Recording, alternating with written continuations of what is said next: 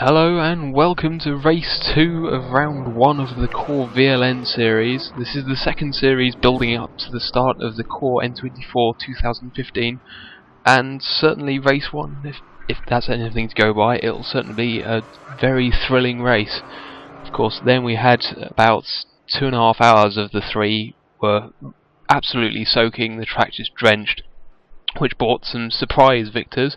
Certainly I don't think anyone was expecting the P24 car to be quite as dominant as it was, of course, and it definitely meant that Glenn had to really fight for his victory in their Reaper Racing GTR, which, as we have seen, is very dominant in the dry but a little slow in the wet.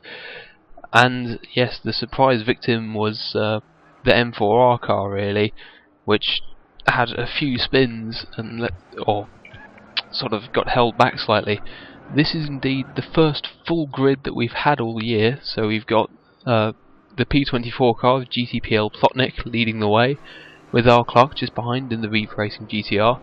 Then we've got Plux the Duck for M4R in the Chevrolet Corvette Le Mans, Atrap for Team Gothic Empire Racing in the blue Mercedes SLS, Future F1 in the INF Z4, Lavandel in the Team Octane Chrome Chevrolet Corvette LM, Heathen Pride in the Z4, and Mento in the CCR Audi R8 LMS, with Lord Z in the bright orange Nismo GT3 and Bishu X in the second Audi following.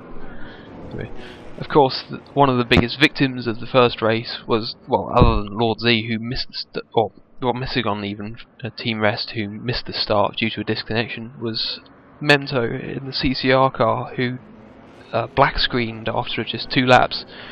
So it will be interesting to see him charge through the grid. As we're coming down to the start right now, the safety car has pulled off, and we're about to go green.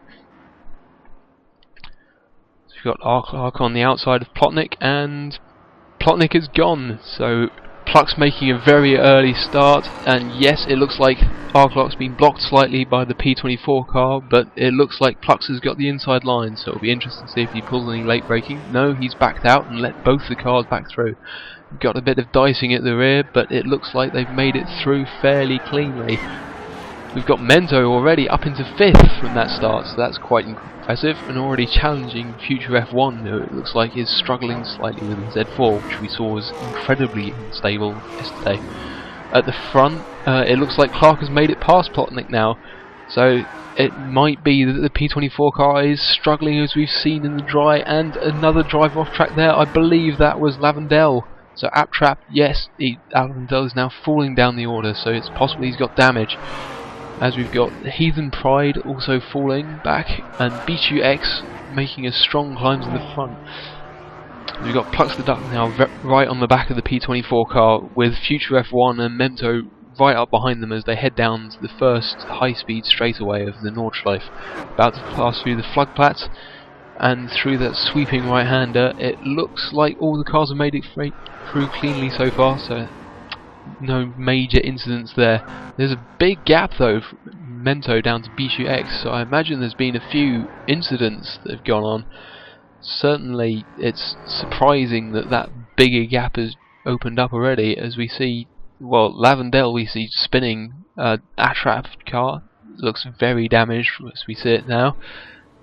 And Heathen Pride similarly is not on the pace, so I imagine that's engine damage, so it's unfortunate to see these cars with such heavy damage at the start of the race. But of course there's loads of action at the front, as Plux is challenging again for GTL Plotnik as they come into the Adenauer Forest section of the track. Oh, Plux the car's very slidey here. It's certainly obvious that they're all going for it right now, as R. Clark is indeed sailing off into the distance in that GTR that we've seen is very fast in testing. And Plux trying to get side by side but not quite pulling it off. It's a really difficult piece of the track to try and pass on here, but if it can be done, you can be sure that it'll be either Mento or Plux who will manage to pull it off. Certainly at the moment, I imagine the main part of their strategy is to simply try and worry the drivers into a mistake. As we ride on board with Mento now, you can see 4 cars there right with Plux still hustling right in the back of P24 SLS. Plotnik just trying to hold on at the moment. Clearly, oh, and he's run very wide, and Plux is on the inside, but Plotnik's now got the advantage. Is that a bit of contact? It's hard to be sure, but Plotnik's car's fallen back, and it looks like the INF car's going to make it past as well. Certainly, that is unfortunate. Oh, as we see Memto have a slight half spin, and he's now lost the back of that group. Just slightly, so that's unfortunate for the CCR driver. As we've seen, that Audi is incredibly unstable, so it's always difficult to run in traffic where the aero isn't quite as perfect as you need it to be, really.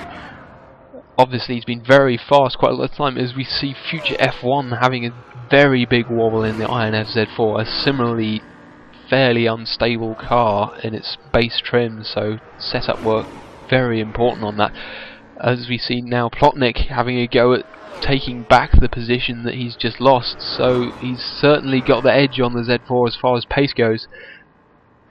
They're side by side now, and will he make it through here? I think he's just backed out slightly there, and certainly through this section there is really only 1.9. If you try and go side by side, it will cause an accident, so it's probably for the best that he's just backed off slightly there, but he's now very definitely oh, he's run on wide, and Future F1's been stalled, and Mento's just gone through, but it looked like there was quite a lot of contact there, maybe. Certainly Plotnik's now through on Future F1 as well, whose car it looks to be crabbing slightly, so it's very difficult to be sure if there has actually been damage or not. Certainly it would be unfortunate if all three of these drivers managed to take themselves out of the running this soon. Certainly they've all suddenly fallen away from each other, so it does make you wonder if Mendo has managed to get away with that slightly, and it was just the SLS and the Z4 of P24 and INF respectively that took damage. At the front we've got Plux the Duck, who made it through that I guess you call gaggle of cars fairly easily, and is trying to chase down R. Clark in the Nissan GTR. Certainly this is one of those places where the GTR struggles a bit more than the other cars around the lap, and the Corvette is known to be very good here just because it's so much more stable than many of the other cars that carry a lot of pace through the high-speed corners.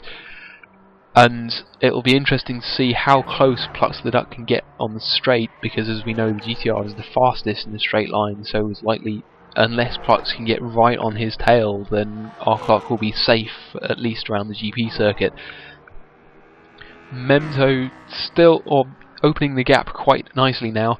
It does look like that car is wobbling slightly, so it might well be that they have all taken damage. Of course, the severity of that damage will affect whether or not he decides to pit now. As we've seen previously, it can actually be helpful to get an early stop in, just because it does move you away from some of this gaggle of cars, although how quickly the field is filled up and might mitigate that advantage slightly. We also know that with the number of laps the cars complete in the dry, that quite often having this early stop will actually give you the advantage in that you can then do several more full stints rather than having to decide if you want to go slightly longer on a stint or slightly shorter. As we look further down the order, it looks like there's a battle for 6th and 7th as Bishu X is being chased by Lordzy in the Nissan GTR. The TMR Bishu driver is the other Audi car, and certainly it's fairly well known within the paddock that it's one of the hardest cars to set up out the box, and so it will be interesting to see what he can pull out of it. Although, as we've seen from CCR, it can, while it is difficult to set up in its stock trim, it can be very, very quick, and especially through the high-speed corners, it's one of the most dominant cars there, so it will be interesting to see what TMR can do. As we see Future F1 going for a spin at the very end of the lap. So this is through the final two corners, back onto the GP circuit start straight, and it's a very easy corner to get wrong because you're obviously very hard on the brakes from basically the fastest point on the track. So it's very easy to just slightly misjudge the braking, get too hard on the brakes and lock the rear wheels, and it looks like he's coming straight into the pits. So yeah, that's a very wounded car, so he'll lose a bit of time there. It seems that Memto has continued, and so has GTL Plotnik. so we can only assume that they did get away without damage, which is obviously a good thing, but it certainly makes you wonder whether they have some damage that they're carrying, and that will hurt them throughout the stint. As we see, Mento is actually quite close to Plucks the Duck now, so I wonder if the M4R driver has fallen back slightly or had a small accident, because R. Clark is now very far ahead as well.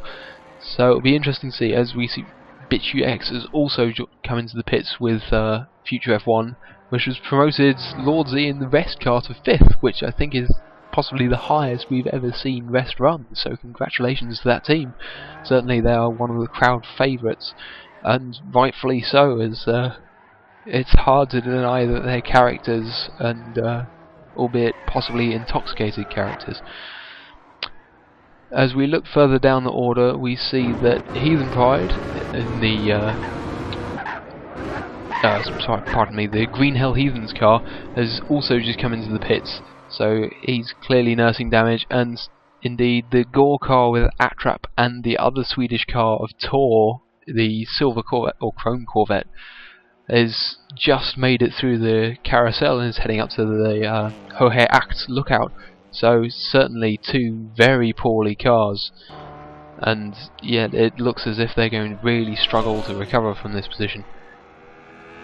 So we move back to the front of the grid, where the closest fight appears to be between second and third, with M289 trying to chase down Plucks the Duck. And it's certainly been said there is definitely a rivalry between these two drivers. And last year, where Plucks raced for TMB, I think he was very upset that he didn't have a team that could really bring the fight to CCR, because I think he felt that he was right up there, and certainly his performances in the VLN did show that he could fight against this Audi. So I think Mento is out to prove a point and say, actually, you're not there, and we're going to win this race, even if you do have the better team now. So it will be interesting to see how these two go, although at the moment it's hard to forget that R. Clark is indeed leading the race in fine style, and it doesn't really seem like he's being too troubled. That GTR, as ever, fairly dominant this year, so it'll be interesting to see if they can pull this back or not. As we saw in the last race, when it remained dry, Plotnik has indeed fallen back to the tune of probably about 20 seconds. We'll just look at the timing screen to confirm that. And yes, in 20.4 seconds, so that's quite a good guess, while Plux and Memzo are about 3 seconds apart, and Plux is 3 seconds behind Clark respectively as well. So it will be interesting to see if P24 can pull the exact same trick they did in the first race, which is if it rains, that their car suddenly becomes the class of the field really, in terms of stability and just the pace it can carry through it. Memto has been bragging throughout all of the previous testing that his Audi is in fact, whereas last year it was very difficult to drive in the rain and certainly didn't have the pace over the SLS's. He's been saying that this year it's really the class of the field in the wet, so it'll be interesting to see if that does happen, if he can make good on that promise. Of course, yesterday he was robbed of the chance to prove that, as he got an early disconnect, so it'll be good to see if he can actually hold on this time and what he can do. This is likely to be one of his final races of the VLN before the actual full N24, as he's experiencing some busy times in his life. So it'll be interesting to see what he can do, and obviously it'll be nice if he can get a good send-off. So he's now following Plux the Duck in the M4R car. As ever, or as previously mentioned, this is one of the great rivalries playing out here, and certainly Plux has got a point to prove, because he's been away for a lot of the CSS and certainly some of the VLN, so he's not quite as well practiced as some of the other drivers are. But he's definitely going to be out to make a point and say, I can run with you guys, I can be one of the fastest. And if we look at that shot with all three cars in one shot there, we can see that the battle for the lead is still very intense right now. Certainly, it seems that Clark has indeed fallen back a bit. It could just be that this is the bit where the Corvette is far stronger than the GTR ahead of it, and certainly it doesn't look as if Memento has been dropped at all, so it could well be that we'll see these three cars all close up very soon. Certainly, Clark looks like he's struggling to get on some of those apexes, whereas the Corvette is hugging very tightly to them. Obviously, the irony being that the moment I say that, he misses the first one, and Clark is off the track, but it looks like he's managed to slow it down in time for the next one. Still running very wide though, which has meant that Plux is right up behind him. It will be interesting to see if he can make it through before he gets to the Dottingham, where the GTR is expected to just fly away. He's right on the tail, he's going for a little look on the inside, and yeah, he's got a bit of a run here, but no, it looks like the GTR's power is still holding him off. It will be interesting to see if there's an opportunity through Flats Garden 2. Obviously, Flats Garden 1 you can't really do a lot unless the GTR ahead makes a mistake, but Flats Garden 2 will be the place to do it. It'll just be a question of if you can get enough oh, there's a big sideways moment there for both drivers. I think our car ran slightly wide and Flux had to react to avoid running into the back of him, but certainly it's quite intense at the head of the field now, as they seem to have dropped Memento slightly, but certainly you can't really see that this is going to be over anytime soon. And it doesn't look like Plux is going to make it with only 2 corners to go before there's off the I imagine we'll see that GTR disappear very rapidly down the road. And even with the house-sized draft it leaves, it seems that this year the GTRs truly have the other cars licked on the horns. As was mentioned on the race 1, it would believe that they're running slightly less rear wing than many of the other teams, because the balance of the car is just that delayed, as they both pass Lavendel in the tour car, who still hasn't completed lap 1 yet, so that's definitely not going well for the Team Octane racing car. And yeah, as we see, Clark has just literally vanished down the road, so it will have to be a little while to wait before Plux has another go. Further down the field, it looks as if Future F1 or maybe BQX and Lord Z have just had a little... oh no, sorry, pardon me. Future F1 has just passed Lord Z, but no! Lord Z has just crashed. It seems that... I'm not entirely sure what happened, but it looked like the Future F1 was going very slowly, and certainly that's not a piece of the track where you can really go too wide, and I think Lord Z was just... or Z was just... caught off guard slightly by that and may have dropped the car from that, so that will be interesting to see how that plays out. Certainly back at the front it looks as if all these cars have closed right up again, and yeah, certainly it looks as if there might not be more than a couple of seconds separating them.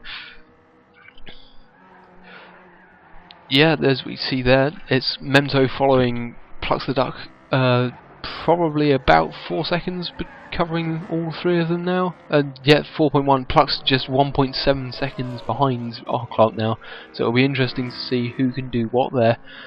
I imagine that through this section, the GP circuit, the R8 is very strong, so it will be interesting to see if if Memento can get right up on the back of them and maybe challenge.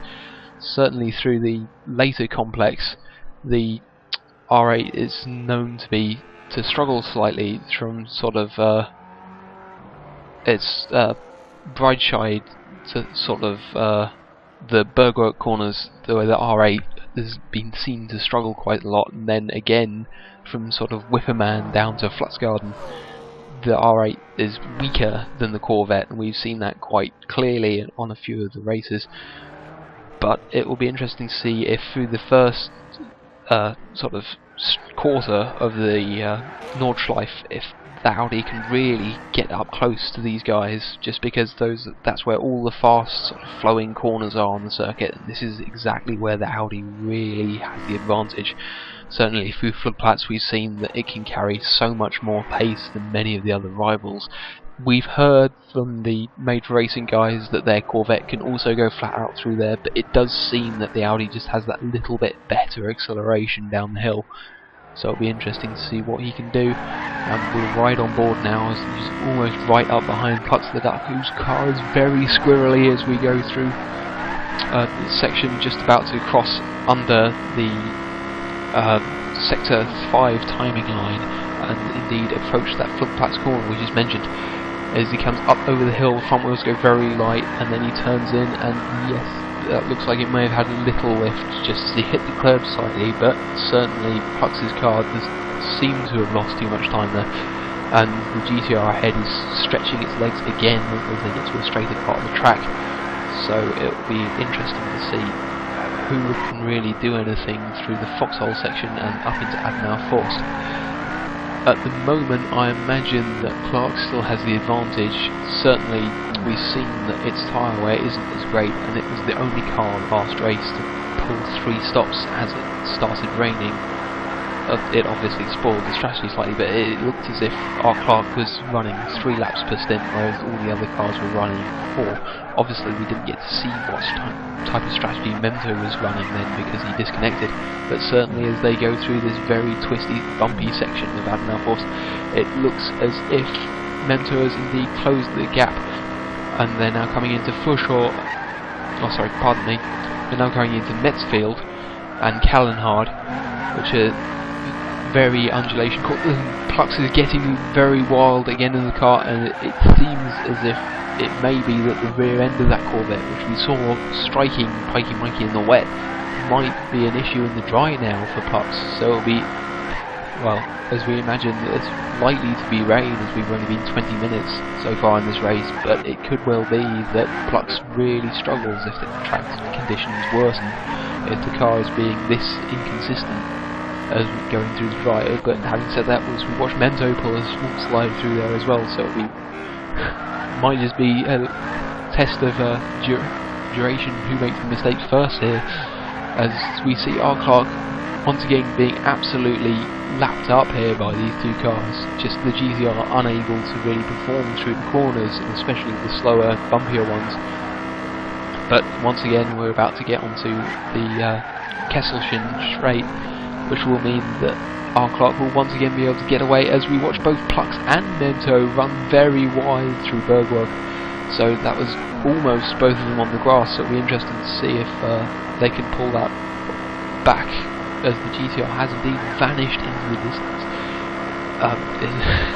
It really is difficult to see how these 2 are going to pull off a pass there, just because this car is so fast down the straights. It really will take a mistake from Clark, I think, to allow these 2 cars through.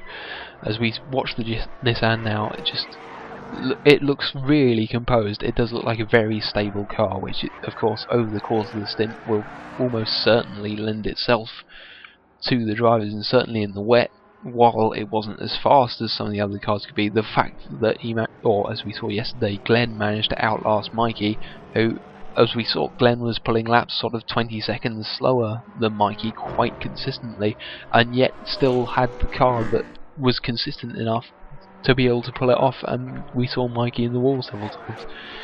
So it will be interesting to see. Obviously, it's worth mentioning that the new tyre model in one of the most recent patches of Gran Turismo has seen, compared to previously where tyre wear has definitely favoured the rear wheels, or affected the rear wheels more, I should say. Now it seems that the front tyres are really taking the brunt of it, so it is interesting as you go through the stint, having to try and balance having a car that's too oversteery at the start with a car that just sort of can't really then perform towards the end of the stint. As we watch Plux now right up under the wing of our Clark, he's certainly very, very close this time, closer than I think we've ever seen him, and Mento is right there. As we saw, having said that, Mento has just fallen back slightly, but certainly they're coming into Flats Garden 1, and our Clark is really under pressure from the M4R Corvette. Certainly, I imagine this is Plux's best chance so far, and it'll be interesting to see if he can do anything, or if he's going to have to try and draft the GTR. Certainly, we've seen several cars that just can't do that and will just fall away from it down the Dossier Ho, but it'll be interesting to see if he's this close, if he can do anything with it, or indeed if he can force our Clark into a mistake. And it's impossible to discard Mento at this point, because he's close enough now that he could well be getting the double draft from both these cars, which, even if Plux's car can't quite do it on the GTR, it might mean that Mento has a chance of getting to the second, and maybe even with that double draft having an even bigger advantage. Certainly we've seen that the Audi. It's got the best run out onto the dotting arrow, as we see 3 cars, and Clark has made a mistake. Clark is off the track. Looks like that GTR is very heavily wounded. It's impossible to tell right now, obviously, because they're travelling down a fairly straight bit of track, but with the pace that those two made it past him, that can't possibly have been drafting. However, it looks like he's right back up to speed very quickly as we watch Mento make a dive for the lead under the Bilstein bridge, in the Bilstein car, fittingly. And Plux tries to fight back, but he just can't, and he's just going to have to settle with fending off Clark. So yes, Mento from 3rd to 1st in one move, basically. It will be interesting to see if Plux can have a crack back on the straight, but no, Mento's diving into the pits, whereas Plux has decided to carry on, and Clark is in the pits as well. So we see both the Audi and the GTR opting to do 3 laps per stint, but the made for racing driver opting to stay out and do a 4th. So it'll be interesting to see how this plays out over the course of the race. We expect in a dry race about 22 laps, which means that the strategies are fairly similar, but it means that obviously if they do 3 laps per stint, then it means that they're going to have to pit twice more than a car that's doing 4 laps per stint. So it will be interesting to see if the deficit is big enough that in the sort of 4th lap time compared to the 1st lap time, whether Mento and Clark can make up that what it would effectively be about a minute and 20 deficit. So it will be very interesting to see. We see Plotnik has also opted to go and stay out and do 4 laps per stint, but he's already under pressure from Glenn, and he didn't even make it past Mento, so that's just how fast the leading cars have been going, is that they've already dropped 4th place man to basically a full stop behind. And certainly, yeah, there we see Clark going and making the pass at the bottom of the GP loop. Yeah, I can't really see Plotnik fighting back from this, but certainly he's still there, and as we saw yesterday, the P24 guys are a master of just keeping the car safe, keeping yourself balanced, and then being right there at the end of it. So it will be interesting to see if he can pull that off. We've got future F1 coming down onto the start-finish straight. Now, I don't expect him to pit on account of the fact that he had that early accident. I believe that was on lap 2, which means that he's effectively only on his 2nd lap now of this stint. So yeah, he's gone through, and certainly that car still looks as unstable as it did yesterday, so it will be interesting to see if it does rain what that can do, but certainly his pace is really showing here at the moment. Although having said that, with a best lap of an 8:21, I imagine he's had damage again. Of course, this year we've seen the cars are quite a lot faster than they were last year, so 8 minutes per lap is really going to be the expectation, and certainly even on sort of the 2nd and 3rd lap, under 8 minutes 10 is not unheard of. So we'll go back up to the front of the field, where we've got R. Clark is trying to chase down Mento now. I think Mento probably has the advantage in overall pace, certainly looking at their best laps. R. Clark's is 4 seconds slower at the moment, so it will be interesting to see if we look at the last lap times. Obviously it's slightly skewed by the pit stops, but yeah, the R. Clark once again 5 seconds slower. So yeah, that GTR, while it is very quick in a straight line, it's clearly not quite got the consistency through its tyre life to really hold off on the front runners. And we see that Plux the Duck has also done an 8 minutes 3, which means that he's been really right on the pace with Mento, although obviously he was a little bit slower that lap, and it's just that Mento's time has been skewed by the pit lane, but due to where the start-finish line is, it's not as obvious as it will be this lap. You lose sort of about 5-10 seconds maybe coming, or probably less than that even. It might be sort of 3 to 5 seconds on the in lap, but then on the out lap, because you've crossed the timing line before your car actually stops, you will then lose sort of the 35 to 30 seconds there. So as we watch our leader Plux the Duck in the silver blue, I guess you'd call that, Chevrolet Corvette LM, it is looking like it might be his race at the moment, because it doesn't seem that Mento has a significant pace advantage yet, although we've not seen him really running on an open track yet.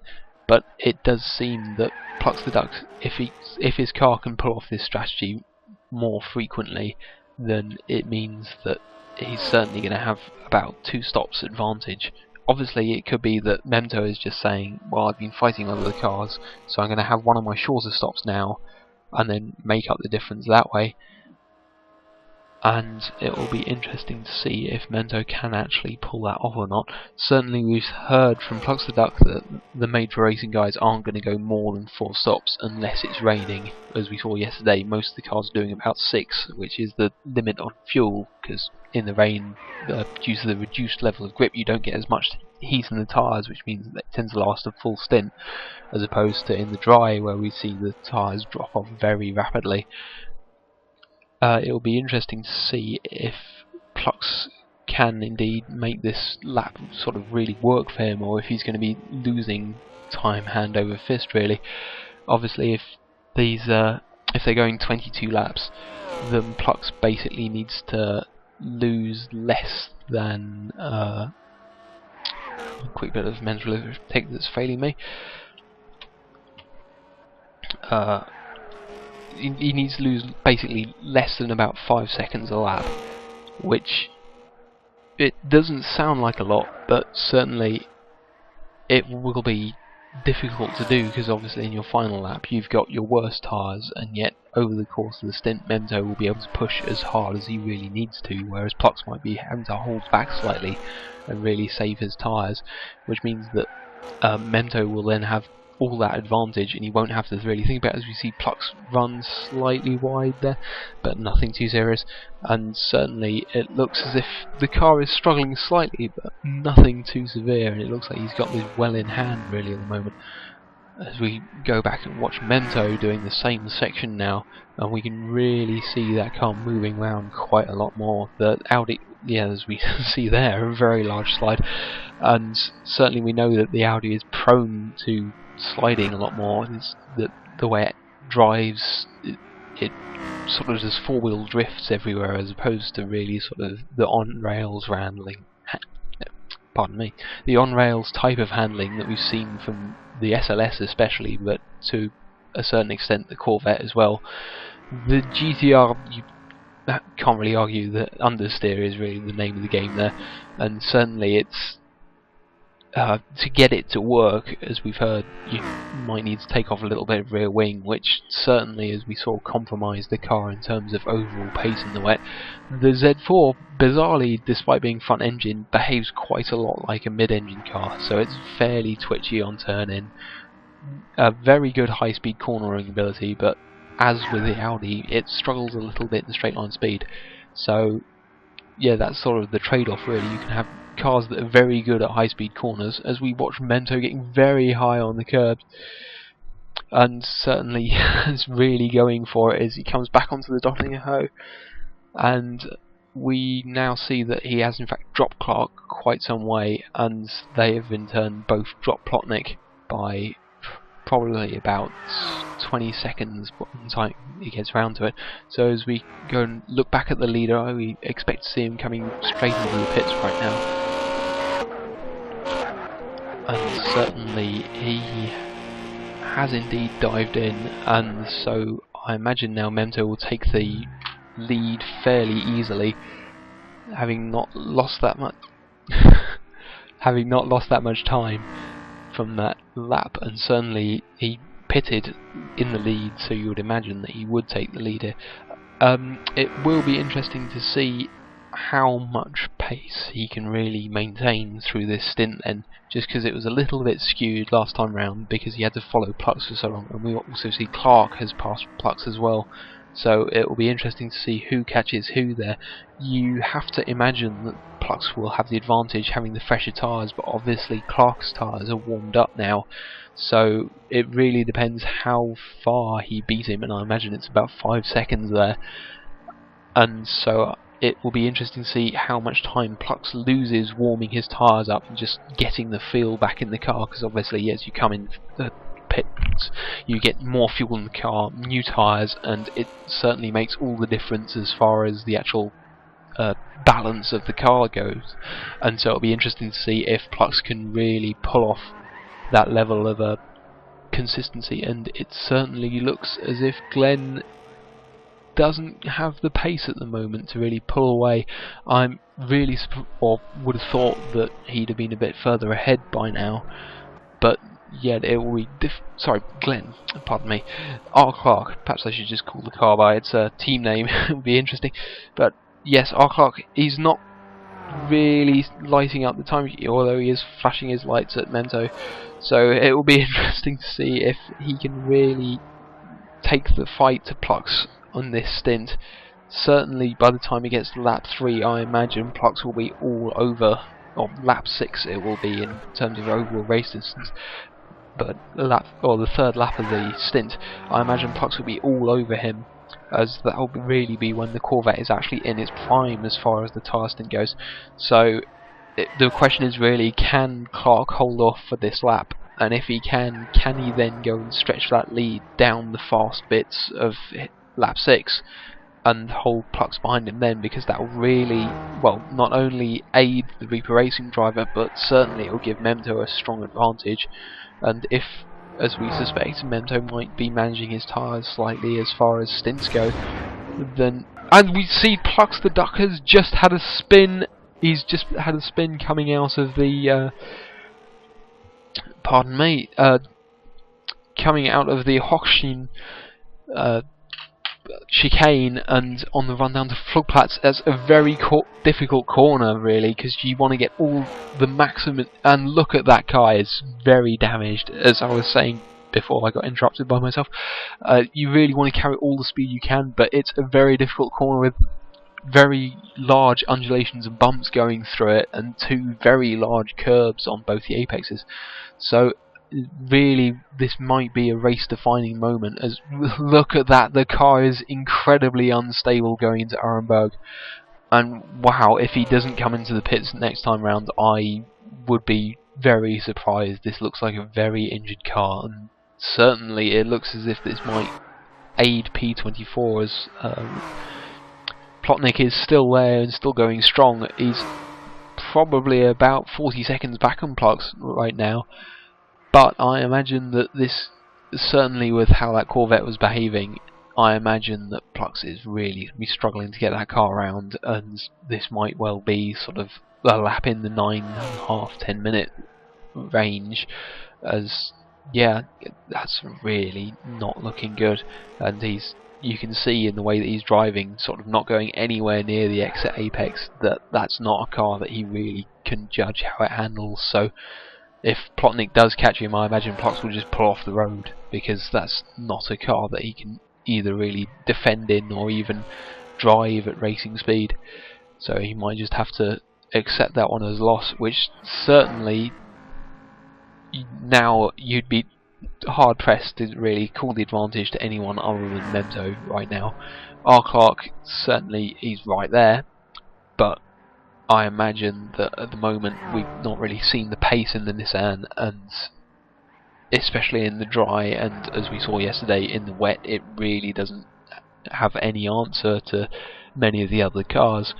So I imagine, dare I say it and place the commentators to curse, that Memto has the advantage at the moment.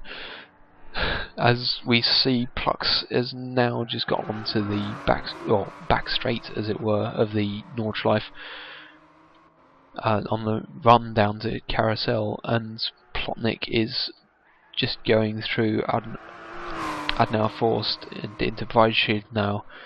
So I imagine that he's yeah, sort of thinking, well, this is working out just like we expected, really, just because last race we saw Lucas was incredibly composed, incredibly calm, just didn't bother fighting the leaders at all as he left, and then suddenly he was right up there when the rain came down and just couldn't be caught. So it will be interesting to see if P24 looking to do something similar. We see Glenn's, also the Reaper Racing car's arrow wobbling slightly there, so I wonder if that's also a slight run off the track. But it's hard to be sure. The car itself looks reasonably composed, and it could be a little bit twitchy, but that's generally a very heavily loaded section of the track, so it's reasonably difficult to tell as it is. And with all this excitement at the front of the grid, it might be worth having a quick glance down the rest of the field to see what's going on. So we know the top four. Obviously Memto is leading the race right now, with R. Clark following, Plux the Duck in a heavily injured Corvette, with GTL Plotnik's SLS chasing him down, and Plux has indeed just gone for another spin. So it'll be interesting to see if Plotnik can actually catch him before he even gets to the pits, which would certainly place the advantage in the P24's hands. And future F1 for INF in the BMW Z4 running in 5th. As we saw yesterday, PP, who, without being or intending to be harsh, is been seen as not the strongest of drivers in Inferno racing. He certainly struggled early on in the wet, but then really came into his own at the end of the race, taking that 5th place. So it will be interesting to see if future F1 can match that result, or maybe even improve if things continue to go wrong for some of the leaders, as we've seen for the M4R car. In 6th we have Bijou X in the TMR Team Morphine Audi, which we missed in the first race. I'm unsure what actually happened, but certainly the car didn't start in the first race, which has really compromised their round almost as much as the CCR Audi. But it will be interesting to see if he's only probably about 20 seconds or so behind the future F1, or future F1 in the INF. As he runs maybe into the barrier at the carousel. I think that's, yeah, twice. So yeah, I have a feeling this is an equally hurt car, so perhaps catching future F1 is not on his agenda right now as much as just getting back to the pits. Certainly we've seen a lot of the drivers this year avoiding the drainage strip on the carousel and just running wide. The problem with that being is that because the drainage strip is so cambered and the outside of the corner isn't, and as well as that it's not the racing line, so it is quite dirty, is that you can't take anywhere near the speed that you imagine you can, as Bijou runs off the track there. So that's, yeah, as we said before, probably quite an injured Audi right now. And as he runs into Brunchen, where the campsite is, it certainly seems as if he'll be headed for the pit lane, as indeed Plux has just arrived there. So as we saw, that car was very damaged, but he has managed to hold off Plotnik, so I imagine he managed to avoid engine damage, which means that he's missed out a bit on the leaders, and he's certainly given himself a lot of work to do now. I imagine that's the best part of a minute that he's now dropped. But it certainly hasn't dropped him out of contention. Certainly a 3rd place result isn't terrible, and he's also ahead of the P24 SLS. The Reaper Racing car obviously has the advantage overall right now, but it would be interesting to see if Plux can work on that gap. We saw yesterday that Mikey did indeed finish about a minute and 10 seconds back from the Reaper Racing car, so possibly that's a bit much to ask, especially with where Plux is running right now and Clark being so close to the head of the field. But certainly it will be interesting to see. It's not beyond the realms of an accident to then equalise that advantage, so it will be really a test of attrition now to see who will make the mistakes, whether it will be Plux as he tries to charge back up the field, or if Plux will manage to, as we see some tyre smoke, and I believe that was from Plux the Duck, and certainly Plotnik has gained quite a lot on him now. So perhaps before I'd even managed to get the sentence out, it seems that Plux is proving me right, and that he is just pushing too hard, as we saw Mikey do yesterday, and all that's going to do is hurt him. This is a bit of a change in fortune from last year, where we saw the CCR car, which, as we saw, a lot of the drivers really did push right to the edge and beyond several points through the VLN, and the the TMB car was always very stable. Obviously, rebranded team, new members, M4R. It seems that it's go go go, and it doesn't entirely seem to be paying off for them right now.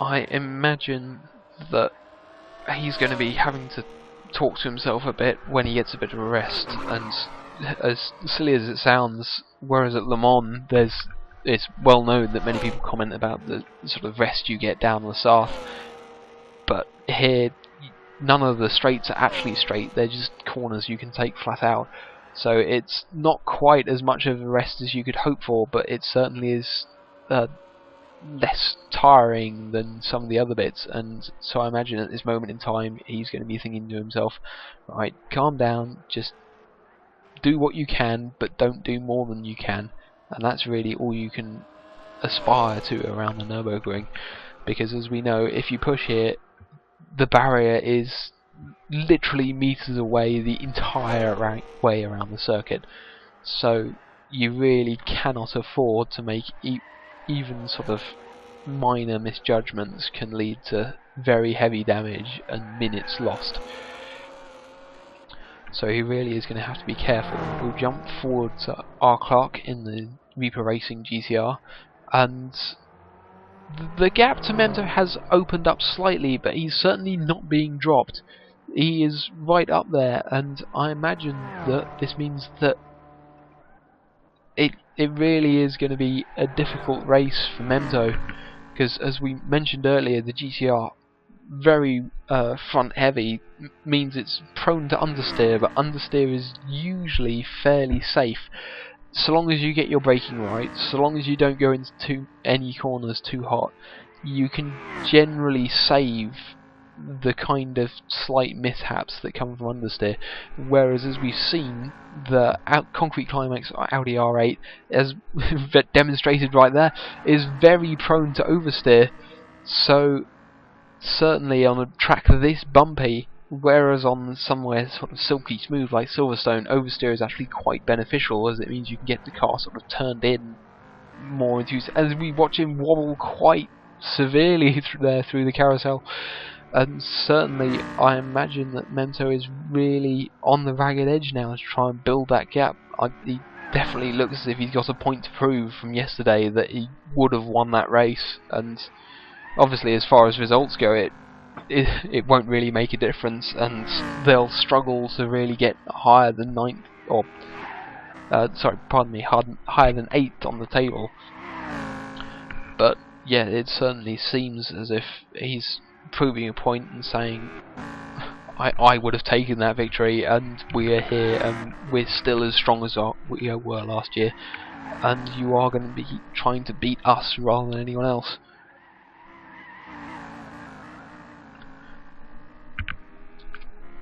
So yeah, as we watch the car float across the track, as it seems to, it's a very bizarre car to drive, and I have the pleasure of doing so tomorrow, but it seems that rather than many of the cars in the game, and certainly many of the higher downforce cars in the game, that you can really sort of feel the front end and feel the rear, and most of the time it's gripping, and you can feel if you're overcooking it, and whether you're sliding the front or sliding the back, as you do, you need to correct for that. This Audi, you do sort of slide it everywhere. It seems that four-wheel drifting is just the way that the car gets around the track, and as has been demonstrated by Mento on several occasions, it does that very fast. But it certainly means on a track this bumpy that you do have a massive dilemma on almost every corner whether you actually need to catch this slide because it's going to get worse and you need to catch it to stop yourself spinning, or if trying to correct that will in fact flick the car the other way as the suspension suddenly compresses over a bump. So it really is a car that practice pays off on, and certainly as we watch Mento leading the race further down the field in the not exactly sister car, but certainly the other Audi chassis, we see BitUX is indeed struggling and has yet to break under the 8 minutes 23 mark, which, as saw in qualifying, is about 30 seconds off or shy of the pace. So it will be really interesting to see if Team Morphine can get this car up to scratch, and indeed get themselves up to scratch, as we have Mento in the pits on strategy, and we expect our Clark to follow, and both of those cars should be back out in the lead before Plux the Duck and Plotnik arrive. But yes, it will certainly be interesting to see if Team Morphine can really get that car up to where they need it to be, just because they have, in the CSS, they weren't the fastest team, but they certainly showed that they could really sort of challenge quite a lot of the guys, albeit not necessarily on consistency. So it'll be really interesting to see if, as we've just heard a slight memo from the CCR team referring to M4 Who, so certainly that rivalry hasn't been mitigated at all over the course of 12 months and seems as fierce as ever. And yeah, so it'll be interesting to see if TMR can get that car where they need it to be. Certainly the Z4s we've seen struggle quite a lot here in race 1, and as demonstrated there by Heathen Pride, as the car gets very sideways through a very fast and difficult exit there. So it really does look as if this car, much like last year in the hands of Team Octane Racing, might struggle slightly in as far as overall stability goes, and certainly over the course of a 24-hour race you need that stability. Obviously you need a car that you can push in, you can go flat out in, but you can't do that for lap after lap after lap after lap, and that's exactly what you need a car that can do in a 24-hour race. You need that car that you can almost sort of stop thinking about it and phase out that little tiniest bit and just sort of think about what you're doing strategy wise, think about what the gap is, think about all this stuff without having to concentrate so hard on the car, just because otherwise you can't do long stints around here in a car that you have to think constantly about, just because it's too tiring. So as we look at future F1 in the other Z4, who's running respectably in 5th, but certainly has a bit of a disadvantage to the P24 SLS and the M4R Corvette ahead. Certainly it seems as though the Z4 hasn't really managed to find its pace, as yeah, again 8:21, another sort of 20 seconds off race pace.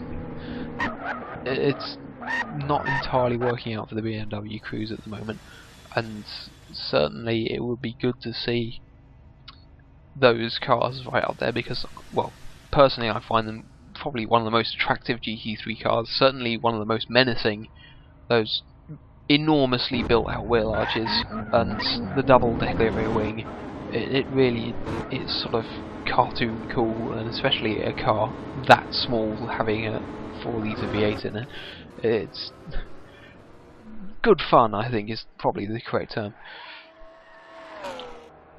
So we'll have a look back at our leaders, and as I predicted, Memto and R Clark have made it out with a significant advantage back to the M4R car despite having just pitted. So it certainly seems that even though they're having to do extra stops, it's not paying off for the M4R car right now, and certainly if they can keep the pace up, and Memto has indeed gone faster, besting in fact his qualifying time yesterday, that it means he runs very wide.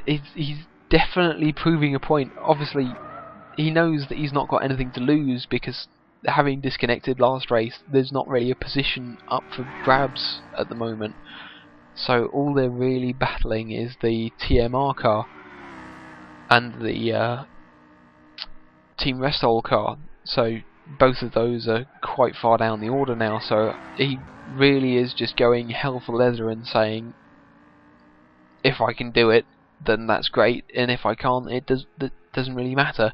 Obviously, I imagine if he gets closer to another car, and he'll calm himself down a bit and drive more responsibly, because obviously you don't want to see cars taking each other off.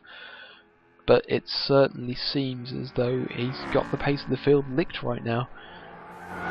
As we look back and see, yeah, the gap to Clark has indeed opened up massively from where we saw last round. Memto is already going through.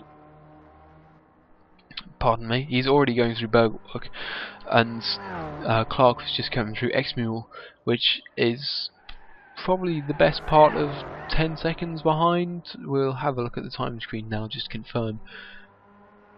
In fact, closer to 20 seconds by the looks of it. It might be, yeah, 17 seconds now separating them, and Pluck's 33 seconds behind Memto, so about another 17 seconds back on Clark too. Obviously, Pluck's now has the oldest tyres of this trio, so whereas he would have had the advantage, he's now going to be struggling comparatively, and he is indeed on his third lap.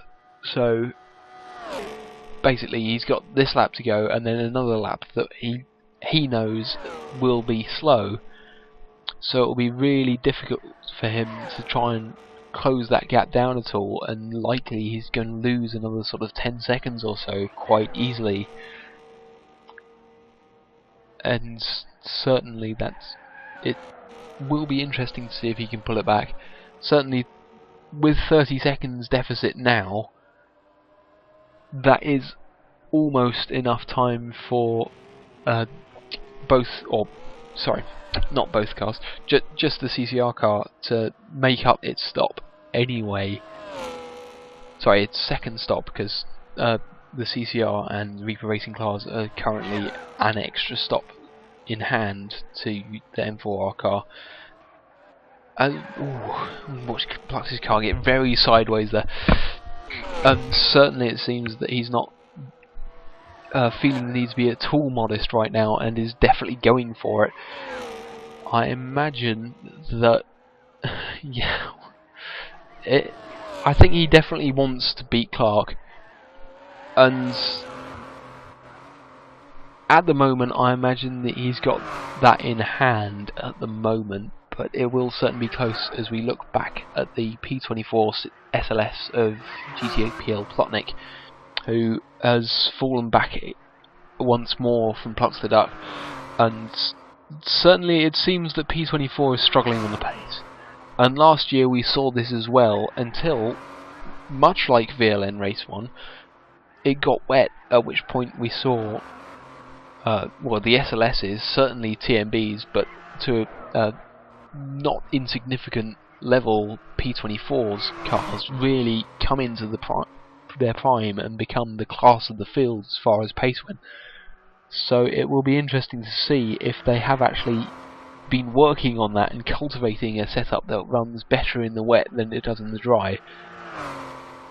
Because obviously it's a bit of a risky gamble, but it is a lot easier to make big chunks of time in the wet, because the harder you push, the more likely you are to make mistakes in the wet, far more than you are in the dry, because obviously as the track gets wetter, the braking zones for each corner are changing basically as you go continuously, so you can't really be entirely certain that you're getting it right, and if you do misjudge it, especially if you get sort of loose on the grass or offline, the level of grip can just disappear, and suddenly that's an accident. And so as well as whatever deficit you already have, you've then got minutes worth of time to make up, sort of slowly limping the car around to the pits. So it really does pay, if it does rain, to have a car that is really strong there, because then you can sort of just plod away while others are sort of having to be real on edge.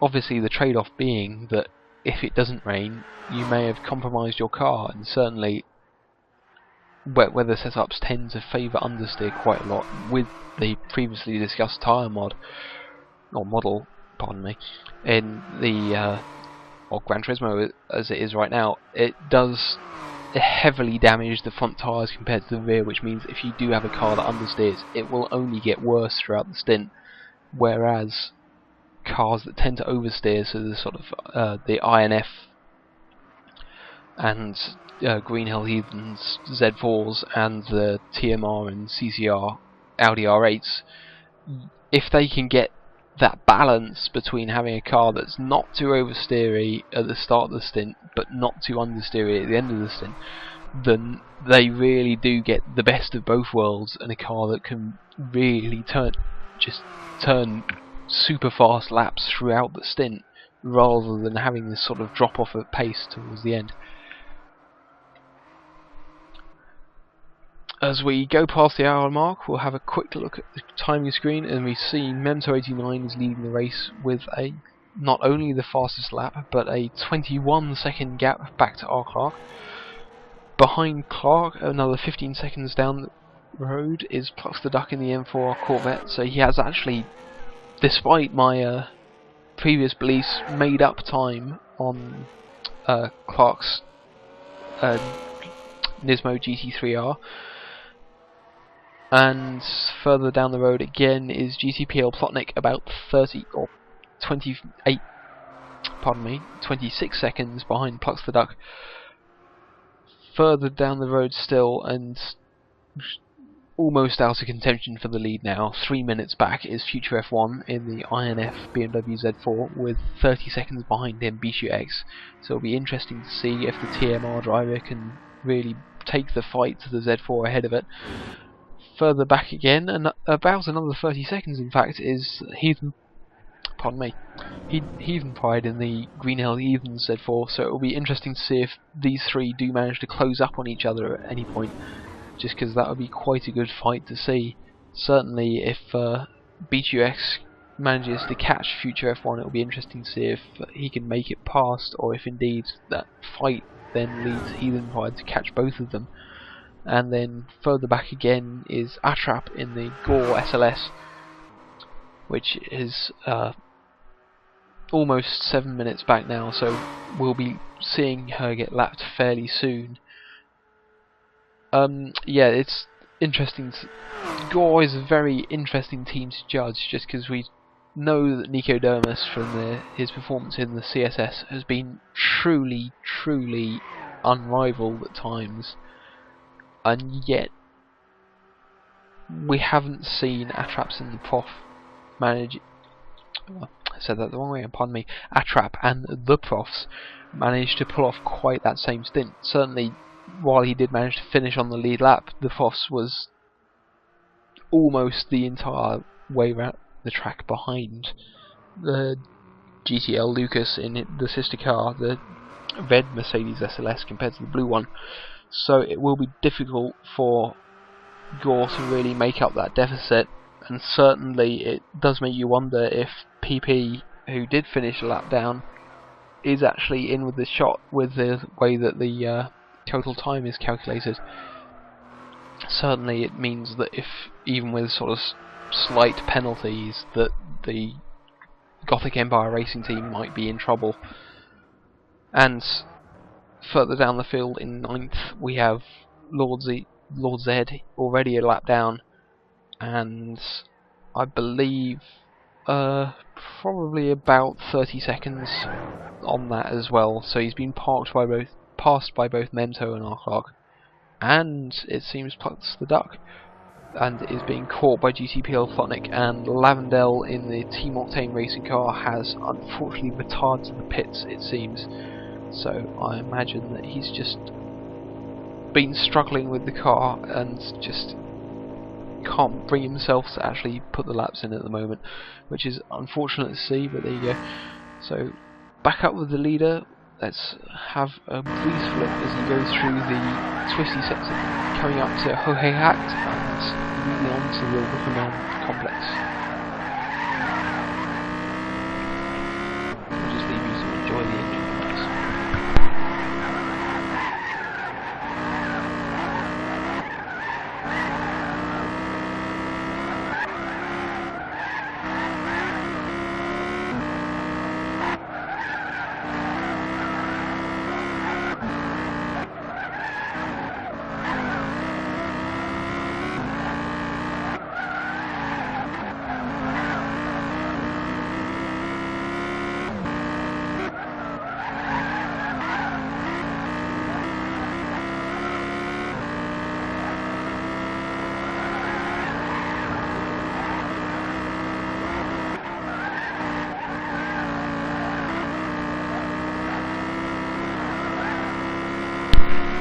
So we rejoin, just having gone through Flux Garden 1, the first drop and fast right-hander, and into Flux Garden 2 now, the same sequence but just much faster with a little sort of right-left-right S-bend at the end. Both those corners, it's deceptively easy to have accidents there. Obviously Flux Garden 1 you'd think would be the primary place just because all four wheels do come off the ground just before you get onto the brakes there, and there is that gravel track welcoming you, but certainly Flux Garden 2 it's actually very easy to get slightly offline there, and then because of the speed you're carrying, even though they're not massive bumps, they can lead your car wide, and certainly it can leave you really sort of compromised on the exit there. And because there's so much grass rather than gravel around, it does mean that if you do make a mistake and the car does run off the track, that you can indeed take severe damage there. It will be interesting to see just what Memto can do this lap, just because this should be an opportunity for him to do another fast lap of the race. Coming under the Bilston Bridge with a 7:35, this does bode very well for a sub 7 minutes 55 lap. So we'll see how this goes. He comes through the final corner, getting right up on the curb, really pushing the car hard, and he's coming onto the back straight, or the home straight even. It will be interesting to see as he comes across the line with a 7:56.7, really dominating the pace so far that we've seen, and certainly I imagine probably won't be answered within this race. So I do imagine that Clark will be, well, unless the rain comes or unless Memto makes a mistake, then Clark is really going to have to be sitting here and saying, I'm just going to settle for second right now. He may well have his attentions focused back towards Plux the Duck, who it seems or is likely to go into the pits this lap, and really even up, and there he goes. So yeah, it's likely that the gap will be equalised now and probably back up to about a minute. So it will be interesting to see, because this will be a truer testament of what the gap actually is than we've seen so far, and will indeed be essential for working out whether Plux can make this longer longer stints work, as far as having to do fewer stops but having to waste more time on track as the speed really gets scrubbed off.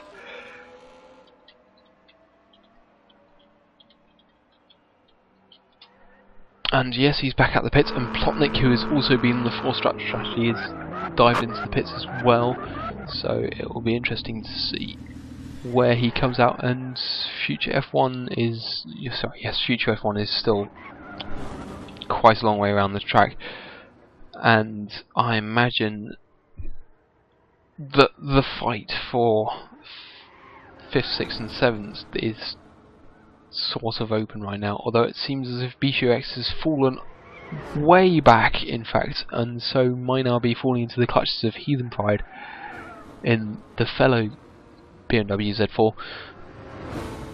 And certainly it seems that 1st to 4th, while they may flip about the order slightly, will probably be safe in finishing in those positions. But whether or not Memto can manage to hold on, or if it will be R. Clark, or if indeed something really dramatic will happen and Plux the Duck and GTPL Plotnik might be in for a chance, it's still fairly wide open at this moment in time.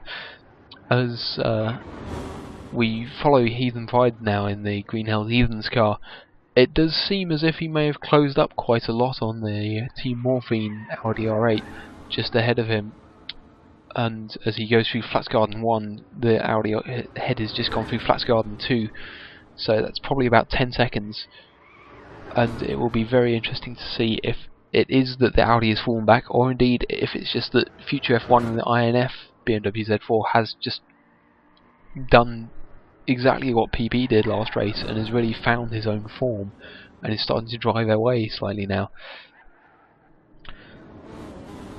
Certainly it would be good to see that team right up there, just because they were so strong throughout much of throughout the CASS, or towards the end of it, certainly taking what would have been the overall win on pace, but just unfortunately getting penalised with a few penalties. It certainly would be good to see the rookie team right up there, as we have many of the sort of older teams there. Yes, technically Reaper Racing are a rookie team, but they were around for all of the build-up, or for the VLN series last year, and they only missed the race on account of the fact that I believe it was a PS3 malfunction that really stopped them getting there. But certainly there's a lot of experience in that team, and as is being shown right now, a lot of pace. So it really is sort of the INF team, and especially a group of guys so young, it would be really good to see them right up there. But obviously they've got to do that themselves, they're not going to get helped along. Possibly a better explanation for where the gap has gone is that BQX may have come into the pits last lap round, and now it is Heathenfide's turn. So it might well be that Heathenfide is running the longer 4-stop strategy, and that BQX is running the 3 stops, as we see the sky is indeed starting to lighten slightly. So it might not be too long until sunup, and still no sign of rain yet, which you can't help but think just plays into the hands of one man, and it is this guy right here. Memto89 is being absolutely dominant right now.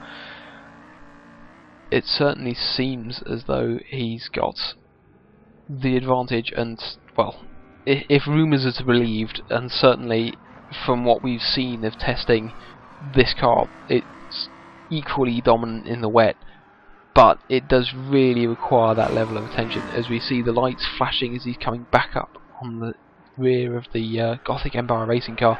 Hopefully Astrap will pull off the road, or pull out of the way somewhere here, but certainly through Hoheact and Vipperman following it, there's not really a bit. Memto has made it safely past anyway before they got through that into that tight complex. Certainly lap traffic could well play significant consequences. Pardon me, that wasn't really a very good sense. Could have significant consequences going into the latter half of this race. As we saw in race 1, Pikey Mikey had a very, very big tangle with Cobra coming into the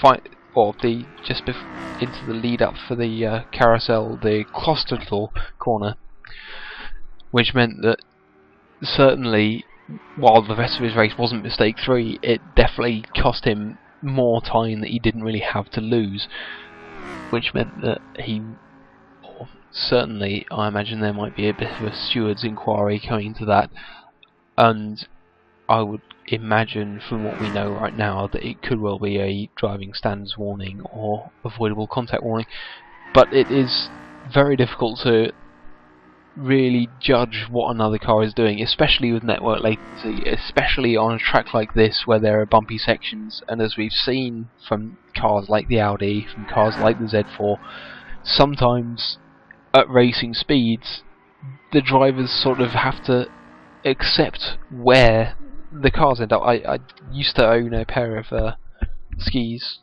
Fisher RC4s, which obviously other brands are available, but the Fishers, certainly the way you skied on them was that they'd say we're going over here, and you just had to balance yourself so that you didn't fall over when they went there.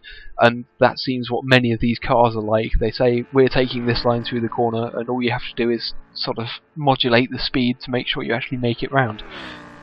And yes, we see that the sky is in fact quite bright now, so I imagine sunup will be probably about 15 minutes, but or from what we know of the time, but it might well be just that the weather is so clear that that's why the sky is getting lighter. And as we see Memto coming into the pits for his third scheduled stop, we expect R. Clark, who is now the best part of 25-30 seconds behind, to be following him in, which might mean that Plucks the Duck, who is further back again, can manage to overtake him. But at the moment it seems that Plucks is indeed 40 seconds or so behind, which should mean that Clark leaves the pits before the M4R car even arrives, which obviously is very disheartening when you see that happen, but Plux does know that he does have a stop in hand, and even if he can't make back the minute and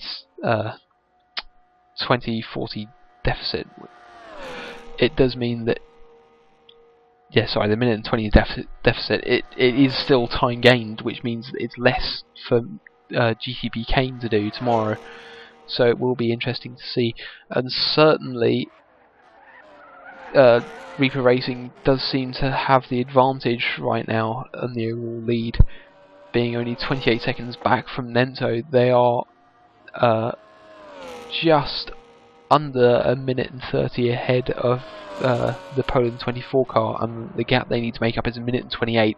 So if the pace continues as it is, with Clark pulling laps that are 10 seconds faster than GTPL Plotnik is capable, or seemingly capable of at the moment, it does mean that Reaper Racing does seem set to take this round, which obviously we missed out on quite a lot in the VLN because they only in the car selection series, because they chose to only contest 2 rounds due to other commitments. So 2 races per round because of other commitments. But certainly now the VLM's come around and this affects the overall qualifying position. Reaper Racing have stepped up their game and said this is going to be our priority, and on form like this they are certainly going to be one of the favourites. It will be interesting to see if Atrap can manage to mitigate some of this damage, because certainly with Future F1 driving as well as he is at the moment, and with RCB, who is known to be the fastest of the INF drivers in the car tomorrow, admittedly facing off against Nico, who is known to be the fastest of the Gothic Empire Racing drivers, it does mean that the advantage is likely to be in INF's hands coming into this round for the 4th spot on the podium. Also, pardon me, 4th position overall in the championship. And certainly, since there's only 3 rounds, it does mean that every result is going to matter, and you can't really afford to have a poor start, which does mean that CCR are really going to struggle to recover from this. So it will be interesting to see just what they can do. Obviously, grid position on a 24-hour race isn't the most important thing in the world, but it does mean that, especially if there's a wet start where Rooster Tails play absolute havoc with lap times, but it certainly means that as you start a lap, or as you start the race, if you can set off and just lead the field and almost not have to worry about what's behind you or who's in front of you, and just literally drive the track, then it's so much less pressure than if you're having to look at this car on my left, this car on my right, that car behind me, and have to watch where the circuit is going. It makes it so much harder to keep that up, really. And it does mean that sort of at the start of the first stint you can really just pull it off so much easier. And so right now we're about to be joined by Adam Johnson, who has been, I believe, watching some other form of sport that didn't involve motor racing. Hello, Adam. Good evening, John. How's things? They're going very well, and indeed, while I may be slightly biased, they are indeed going very well for CCR, as we have Memto leading the race in fairly dominant fashion, albeit his results slightly mitigated by not mattering in the overall standings. R. Clark in second, about 40 seconds behind, with in fact, Plux the Duck has right on the tail. I must have missed that. In the last round of pit stops, it seems that Clark has come out only just ahead of the Made for Racing driver. Obviously, with about a minute and 20 for Made for Racing to make up on Reaper Racing, it does mean that Plux is really going to have to try and push his advantage here. This is very interesting. Well, glad to join you all. Sorry I'm a bit late, but, you know, England rugby fan duty called, unfortunately. So this game wasn't actually at 3 o'clock for once. It was at 7 for some silly reason. But anyway, England won, and that's all that matters. So let's get down to the race. We are 1 hour, 19 minutes in here at VLN Round 1, Race 2. I think I've got that the right way around. And we've got Clark has just gone off the track. Right there, and Plux the Duck has moved through. Glad to see the action picking up just as I've joined in. Good to see that, lads. Plucks the Duck moving through in the silver and white Corvette. Running pretty much similar order as yesterday, picking up from where Pikey Mikey left off. Memto89 picking up from where he himself left off yesterday. As R Clark 83 just running a little bit wide there, a little bit of a fairly easy mistake. I think he just saw the glare of the headlights behind him, and that just caught him out a bit. Really, running wide there. I assume it's very similar conditions to yesterday's race, as in it's a night-to-day race. But unlike yesterday... It is indeed, but unlike yesterday, the inclement weather has not yet arrived. By this time yesterday in the race, the rain was well and truly here, and it was making pretty much a pig's ear of everyone's race, except for GTL Lucas, that is, who was comfortably swarming away to victory. We've got a healthy grid tonight. We had only 7 cars, or maybe 6 cars by the close of play last night.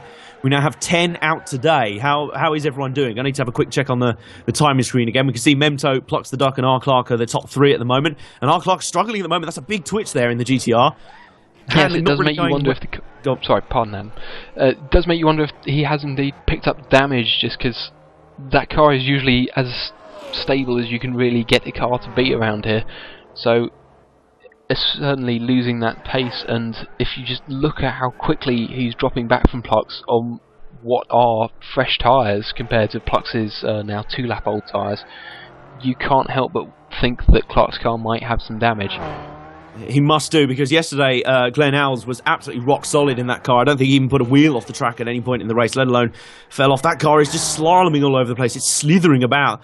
The usually rock solid Nissan GTR, normally it looks like a slot car out there, a Scalextrics car, sticking right on the rails. But right now it's anything but at the moment. It actually looks like it's driving in the rain, which is quite surreal, seeing as we're not actually in wet conditions. Right now, let's go back to Memto89 in the Audi up front. He's just putting a lap on the blue Mercedes. Oh, that'll be the A-Trap Gothic Empire Racing. Huh? Gothic Empire Racing, so yes. That'll be Gothic Empire. That'll be Attrap, who's down in 8th place at the moment. He's either 1 lap down now, or maybe more than that. I assume just the 1 lap down. It's very hard to be lapped multiple times here at the Nürburgring. And we've got quite a good mix of nationalities in here tonight. We've got British, we've got Polish, I believe. We've got the US, Australian, Portuguese, and Swedish all in here tonight. And we've presumably got all sorts of nationalities. We'll be watching the broadcast as well, so hello to you all as you watch this, as Memto89 is cruising away in the Audi, which it looked fairly invincible yesterday in the dry conditions, and then he had an unfortunate crash and disconnect, which really kind of shot the fox in terms of his race. He will be making up for lost time today. Am I correct in thinking, John, there's not much he can do in terms of salvaging the result for this weekend, but this will merely be a sort of battle for pride and a demonstration that that car is surely still the fastest package around here? Yes, certainly, with how competitive the teams are, making up the 18-lap deficit that the CCR team has going into this race is not really a viable option in any way. And yeah, as I've mentioned earlier, this is just going to be him saying, I could have won that race, I really had the pace to do it, and you guys should know that even if we don't manage to recover from this, we're going to be the car to beat. Yeah, this is a psychological blow for future rounds going forward. I mean, certainly this car has looked on absolutely crushing form. And I'll brief look on the timing screen. I believe they were about 40 seconds up the road from Plucks the Duck in second place. Yes, about right. 39 seconds, there you go, so I was almost right. R Clark 46 seconds back in third. We got GTPL Plotnik in fourth, 1 minute 33 back. Then Future F1, Heathen Pride, and Bitu X, all through fifth through seventh there, all within 4 minutes behind. 4 minutes 18, 4 minutes 49, and 4 minutes 59 back, respectively. And then A-Trap, Lord Z, 1978, both a lap down, and Lamendel must have hit some sort of problems at some point. He is now 6 laps behind. So the field still quite as compressed as it was yesterday. It's still staying fairly tight, but I think the dry conditions are sort of exacerbating everyone's dry pace a lot more and allowing Memto to sort of charge away. Having said that, I would assume that the last lap, well, I'm just looking at the fastest lap so far. Memto 89's fast lap is almost 2.5 seconds quicker than Plucks the Duck. That is seriously quick performance. With Memto 89's fast lap being 7:56.7. That is extraordinary work. With Plucks the Duck's fastest 7:59.1. R-Clock 83's fastest 8 minutes 8.545. So those guys pretty much in the same bracket. And then GTPL Plotnik slightly slower. His fastest lap is 8 minutes 9. But they're all sort of there or thereabouts. As I say, that Plotnik has just set a personal best of the race, an 8 minute 08.844. So he's trying to capture some pace there. He's 1 minute 35 back, so he needs to try and claw some time back into this. He's still within about 1 or 2 minutes of the leader. I reckon you've got half a chance, but even so, you've got to try and be in there to win it. And I think anywhere further back than a minute and you're really pushing it, you're going to need to knot some seriously impressive laps going forward. So Plucks the Duck is just in that bracket, but Memto is just continuing to ease away. He goes purple in the second sector again. His last lap was an 8-minute 30.1. I assume that was an out lap from a pit stop, as it wasn't quite on the pace. Plucks the Duck's last lap was an 8-minute 1.3. So fairly even on the pace, but Memto, just like GTL Lucas showed yesterday, just a second or two each lap is just enough to slowly grind out a lead and just slowly, crush your opposition into submission, quite frankly.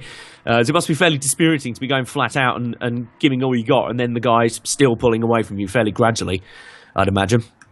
Yes, it's definitely one of the most disheartening things that can happen, and certainly the thing that leads to accidents most, or from my experience, is when you do that and you're sort of driving yourself comfortably, you realise the gap is getting bigger or smaller if they're catching you, and you think, well, I'll actually give it some and see how that goes, and then you sort of have a proper go, hit every apex, hit every braking zone, and then you see that the gap has got smaller again. You think, this isn't right, something's gone wrong, and it's then that you really overstretch yourself and have the big accidents.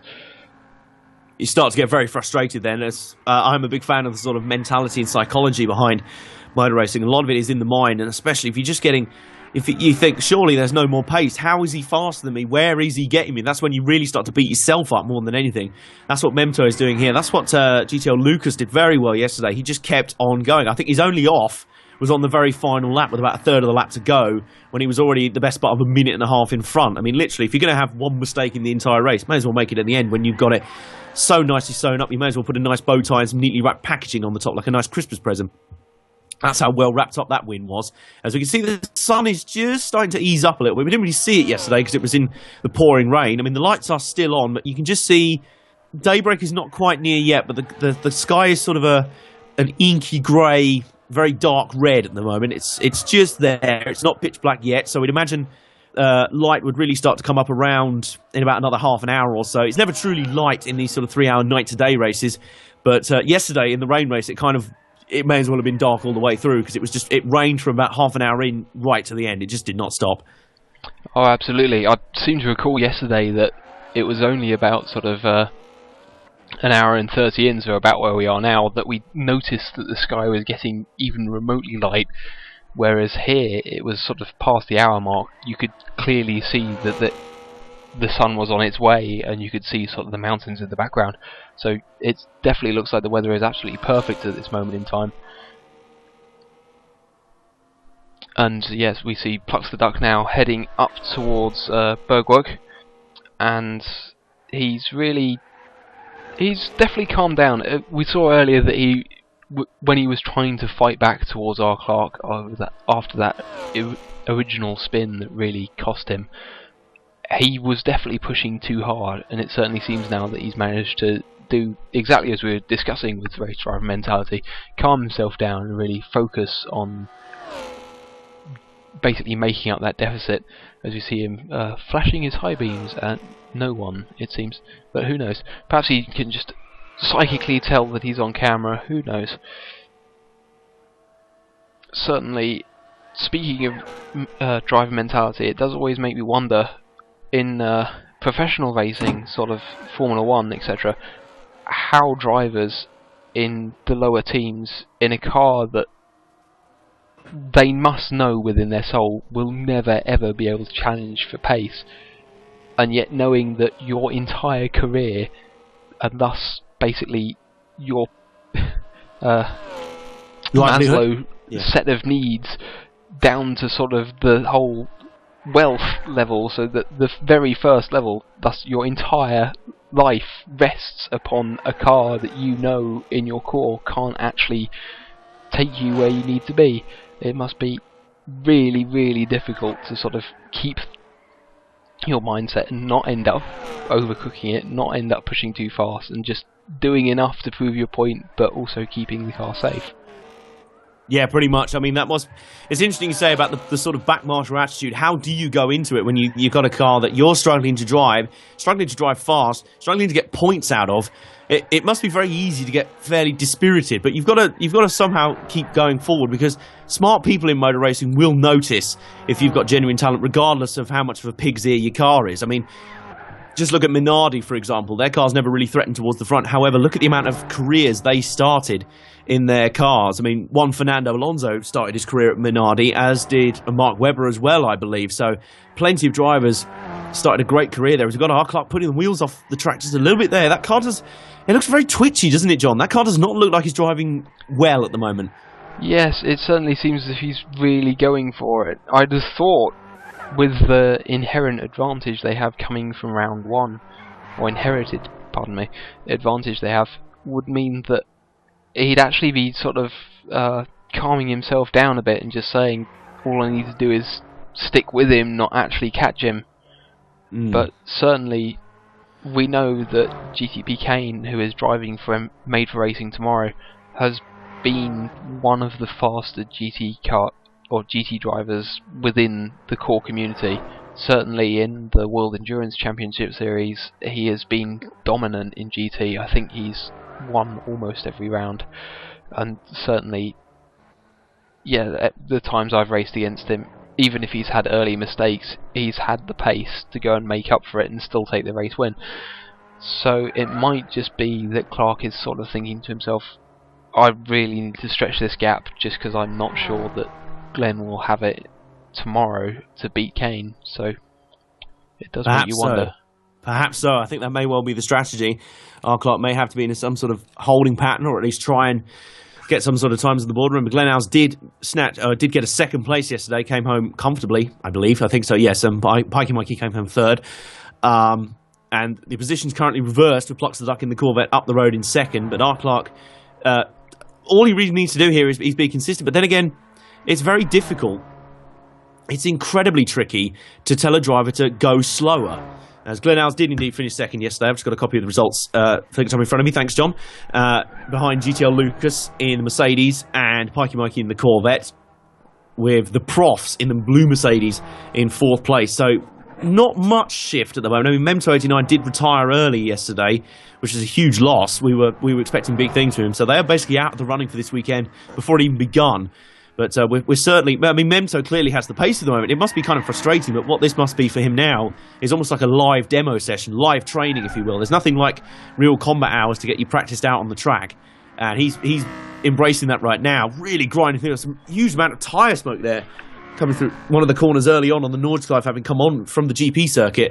And again, just putting wheels off. He's seriously going for it here, but I guess he's got... Well, he must have upwards of about 45 seconds on Plucks the Duck now. I mean, yesterday... It was about 5 seconds on Pikey Mikey when he crashed and then disconnected, which is a big shame. So I think today he's got in. I mean, that tyres are just smoking all over the place. Maybe it's they're just knackered out tyres. I mean, I'm not entirely sure when he last pitted. I'm assuming if they're going 3 to 4 laps, they'll be about... This may be his in-lap either way. It is his in-lap. He's on 3-lap stints. There we go. That would explain it, and that's probably explaining a lot why the tyres are smoking as much as they are. He's just sliding it around the track. But I guess when you're the fastest car out there comfortably, and you've got really nothing to lose and nothing to race for, I guess you can really let it hang out. Yes, certainly this car especially, or I have the privilege of driving it tomorrow, so I have a little bit of insider knowledge on it, but it certainly is a car that if you drive it and you say, you sort of really command it to go through the circuit rather than necessarily sort of gently massaging it, then it performs a lot better and is bizarrely a lot more stable than if you sort of are on the back foot a bit with it.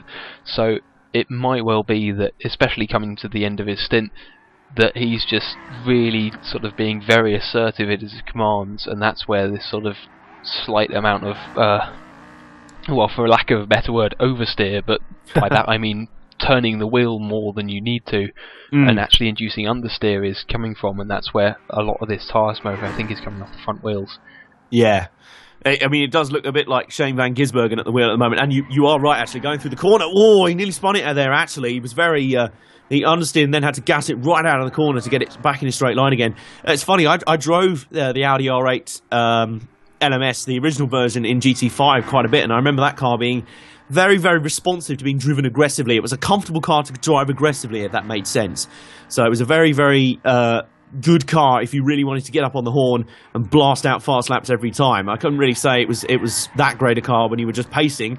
But then again, I think if this is a car that you just drive rawly and you can hang on to when it's in its bad moments, if it's having a diva strop on bad tyres, if you can hang on to it then you can really command it and sort of, it's like a sort of wild stallion, if you will. If you can command it and get on its back and have a whip and, you know, just go, right, you're doing what I tell you to, let's go. Let's giddy up. And that's exactly what it looks like Memto is doing right now. He's resting with it on the old tyres. It still looks incredibly quick right now. It looks kind of on the edge of disaster, but not really looking like a disaster is going to befall it, if that makes sense. Yes, it's got a very bizarre nature of going around corners. It seems that four-wheel drifting is just what the car does, which is very difficult to manage, and especially in an endurance racing setting where you don't want to be paying 100% of attention all the time. You want to be able to sort of pare that back to sort of 80 or 90%. It's very difficult to keep your attention up, and certainly knowing which corners that you actually do need to correct on if the car starts to slide, and which corners there are either bumps or camber. That means if you do try and correct, you'll get flicked off. As he's coming up on the rest car, which is just run off the track. That's the turn before the carousel, and yeah, that turn that no one seems to know the name. It's actually Steel Strek is the name, I believe. Steel Strek is right. Yes, very good. Yeah, I was going to say it's just that corner before the carousel we seem to be knowing it as. But yeah, making the job easy of putting a lap on them there, which is what we like. We saw Pikey Mikey's race affected yesterday by an incident with a lapped Corvette that was exactly the same as his barn number. And look at Mem, this is a seriously good display of driving here. He's really gunning aggressively here on this car. But it seems to me, he seems to respond to, and this was always my driving style. I can't really say I'm much of an online racing kind of have much experience, but whenever I've been racing in Gran Turismo games, I seem to do better, and I think that's the mentality of a lot of endurance races these days. Ironically, you do better when you're full concentrating and you're going flat out, because if you try and pace it and go back, then you start to lose concentration a little bit. You think, I can go a bit easy through there, I can take a little chance there. Yeah, it's fine, I don't have to nail that. Oh yes, you do actually, because now you're in the wall. I don't know if maybe that's the mentality here of Memto. If it is, it's paying off. Well, certainly the Nürburgring is one of those circuits that really incites that, just because the nature of obviously having hundreds of cars going through the same line means that the racing line of the circuit is actually a lot smoother than the offline parts. So the moment that you do lose concentration and don't make that apex, you suddenly find the car is either running completely out wide or starting to spin on you just because it's so bumpy off the line. And especially when lapping traffic or when trying to execute a pass, you really need to know the circuit inside out to know which corners you can actually do it and which corners the sort of pace that you'd expect to take if the road was flat means that you'll just get pitched off into the gravel, or indeed the Armco that's constantly lingering around the Nordschleife. Yeah, I was going to say, this is probably the most unforgiving circuit in the world, because not only is there Armco lined right around the track, it's almost like a street circuit. There's about, I'd say, maybe 5 foot at best of grass either side of the track most of the way round. There's no real wide runoff areas until you get, obviously, onto the more modern Grand Prix loop. But even so, I think it has that sort of street circuit mentality. That's why, another reason why this track is so doubly tough is because not only is it so long, not only does it have so many corners, not only are most of those corners blind and hills, there's camber changes and everything, it's that all of it is conducted within the realms of incredibly narrow Armco walls that kind of give you that claustrophobic street circuit mentality like at Monaco or Macau, where you're thinking the tiniest mistake and not only am I off the track, I'm in a tree and my race is over. Yes, I guess the advantage it has compared to those street circuits is that at least with the amount of space we've got to play with, that if you do have an accident we won't get a Macau-style enormous pile-up forming behind us. But yeah, I was going to say, that has... Go on, sorry. Yeah, certainly it is a track that you really can't afford to make mistakes. And so we've got Memto in the pits. Just, yeah, this is indeed on strategy, so... Yeah. Everything really running to clockwork. We'll see Plucks the Duck. In fact, no, I believe this is where the strategies coincide, so this is all the cars coming in for their fourth or third stop, respectively. Clark did indeed have to pit last lap, because of that damage that we saw him take as Plux passed him. So he is in fact now off strategy. But yes, this is the defining moment, and the fact is Plux the Duck's going slowly. He doesn't look like he's going full speed, does he? That Corvette should be going faster down Dottinger. Yes, that does make do you not think he's out of fuel, maybe? No, they can last up to 6 laps on fuel, so... Having surely said that, it is lap 12, so... Well, there's our Clark coming up behind him. That is Clark. I believe... the fact that he's still turning obviously means that he's not disconnected. But yeah, that is... If I had to guess, that would be fuel. So... How on earth has he done that? Surely he must have short fueled on the last stop, or not taken any fuel at all, although that would be madness, seeing as you can still take... what was it, about 47 litres of fuel when you're up on the jacks changing tyres. Ah yes, but it's important to remember if you can do 6 laps that 47 litres of fuel won't get you the 4 lap stints he's pulling. Ah, so I see. So it may well be that he's shot himself in the foot, to coin a phrase, and underfueled himself. Well, either way, R. Clark will gleefully retake second place, having thought he was well out of the running for now with that pit stop for damage. Plux the Duck has made a foul up of his own and gifted him right back in. And also GTPL Plotnik also comes into contention now. Will he be pitting at the end of this lap? I assume so. Yes, he's in as well. So even so, he will have closed up on Plux the Duck as well. He'll sense this as potentially an opportunity to scrap for the podium places. Well, the important thing to consider is obviously the overall result. And yes, certainly that mistake by Plux has really made it a lot harder now for Made for Racing to overtake Poland 24, just because what was a gap of, I believe it was something like a minute and a half at least, is now down to 40 seconds. So that's P24 right back at the front of the grid again. Or having said that, I believe our Clark has enough of a victory that, enough of an advantage at the moment that Reaper Racing will take the implied lead at the end of this race if the results stay as they are. Ah, interesting. So, strategy and the various results across the weekend so far starting to play out and starting to come into formation. Further down, I've just noticed A-Trap appears to have fallen back somewhat, and Bitu X has moved up to 6th, ahead of Heathen Pride, perhaps. I'm not quite sure. I can't remember. That is indeed Heathen Pride. Yes, I can't remember if that was a shift in position or whether that's how it was for the longest time, but I'm fairly sure A-Trap was further up than that. I believe A-Trap's been there most of the race, but yet I think that BTX and Heathen Pride have in fact been on different pit strategies. Because this is the order it's been running in for quite some time. So I think that's where that's come from. So that would explain why, if there's a slightly different running order at the moment, that might explain why, because there's a little bit of a shift in strategies. But you're right, either 3 or 4 laps. We've not seen anyone do 5-lap stints around here, except in the wet. So with 3 and 4-lap stints, this is the time where they sort of meet in the middle, if you will. Those running 4-lap stints will have pitted for the 3rd time on lap 12, and those running 3 will have pitted for the 4th time, if you can keep up with your basic sort of primary school level maths there, which is a bit of a struggle for some, granted, including me. But this is where they sort of marginalise together, and we sort of give a good indicator of where everyone is for pace. I mean, Memento89, forget it. He is storming home invincibly. So the attention turns to second place now, which has shifted this way and that. R. Clark at first looked to be behind the 8 ball there after his instant and pitting to repair damage. Suddenly, that pit stop doesn't look such a bad thing after all. With Plux, we think, running out of fuel. And he's now in trouble because he's only a lap ahead on strategy and has lost all that time through being out of fuel. So R. Clark suddenly has the advantage here. It'll be interesting to see what the gap's standing as at the moment. I think Plux the Duck is now quite a way behind R. Clark because R. Clark has already pitted. Yes, that explains it then. He is let me just do a quick bit of maths here. He's about 40, maybe up to 50 seconds behind R. Clark right now. That is a huge blow for Plux the Duck. For a guy who's comfortably in second place at the moment. Go on, John. Yeah, that's absolutely true. And of course, this being the crossover point in the strategy, where if you're doing 3 laps, you need to do 5 stints and then an extra smaller stint.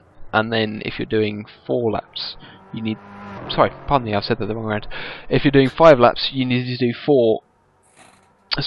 I'll try this again. Hang on. If you're doing 4 lap stints, you need to do 5 laps and then 5 stints and then an extra smaller stint at the end.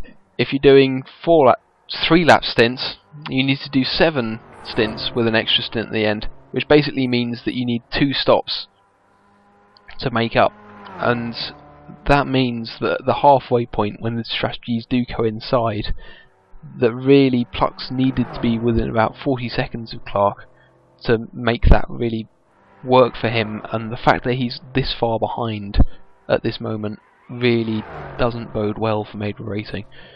Definitely not. Although I would argue we've got 1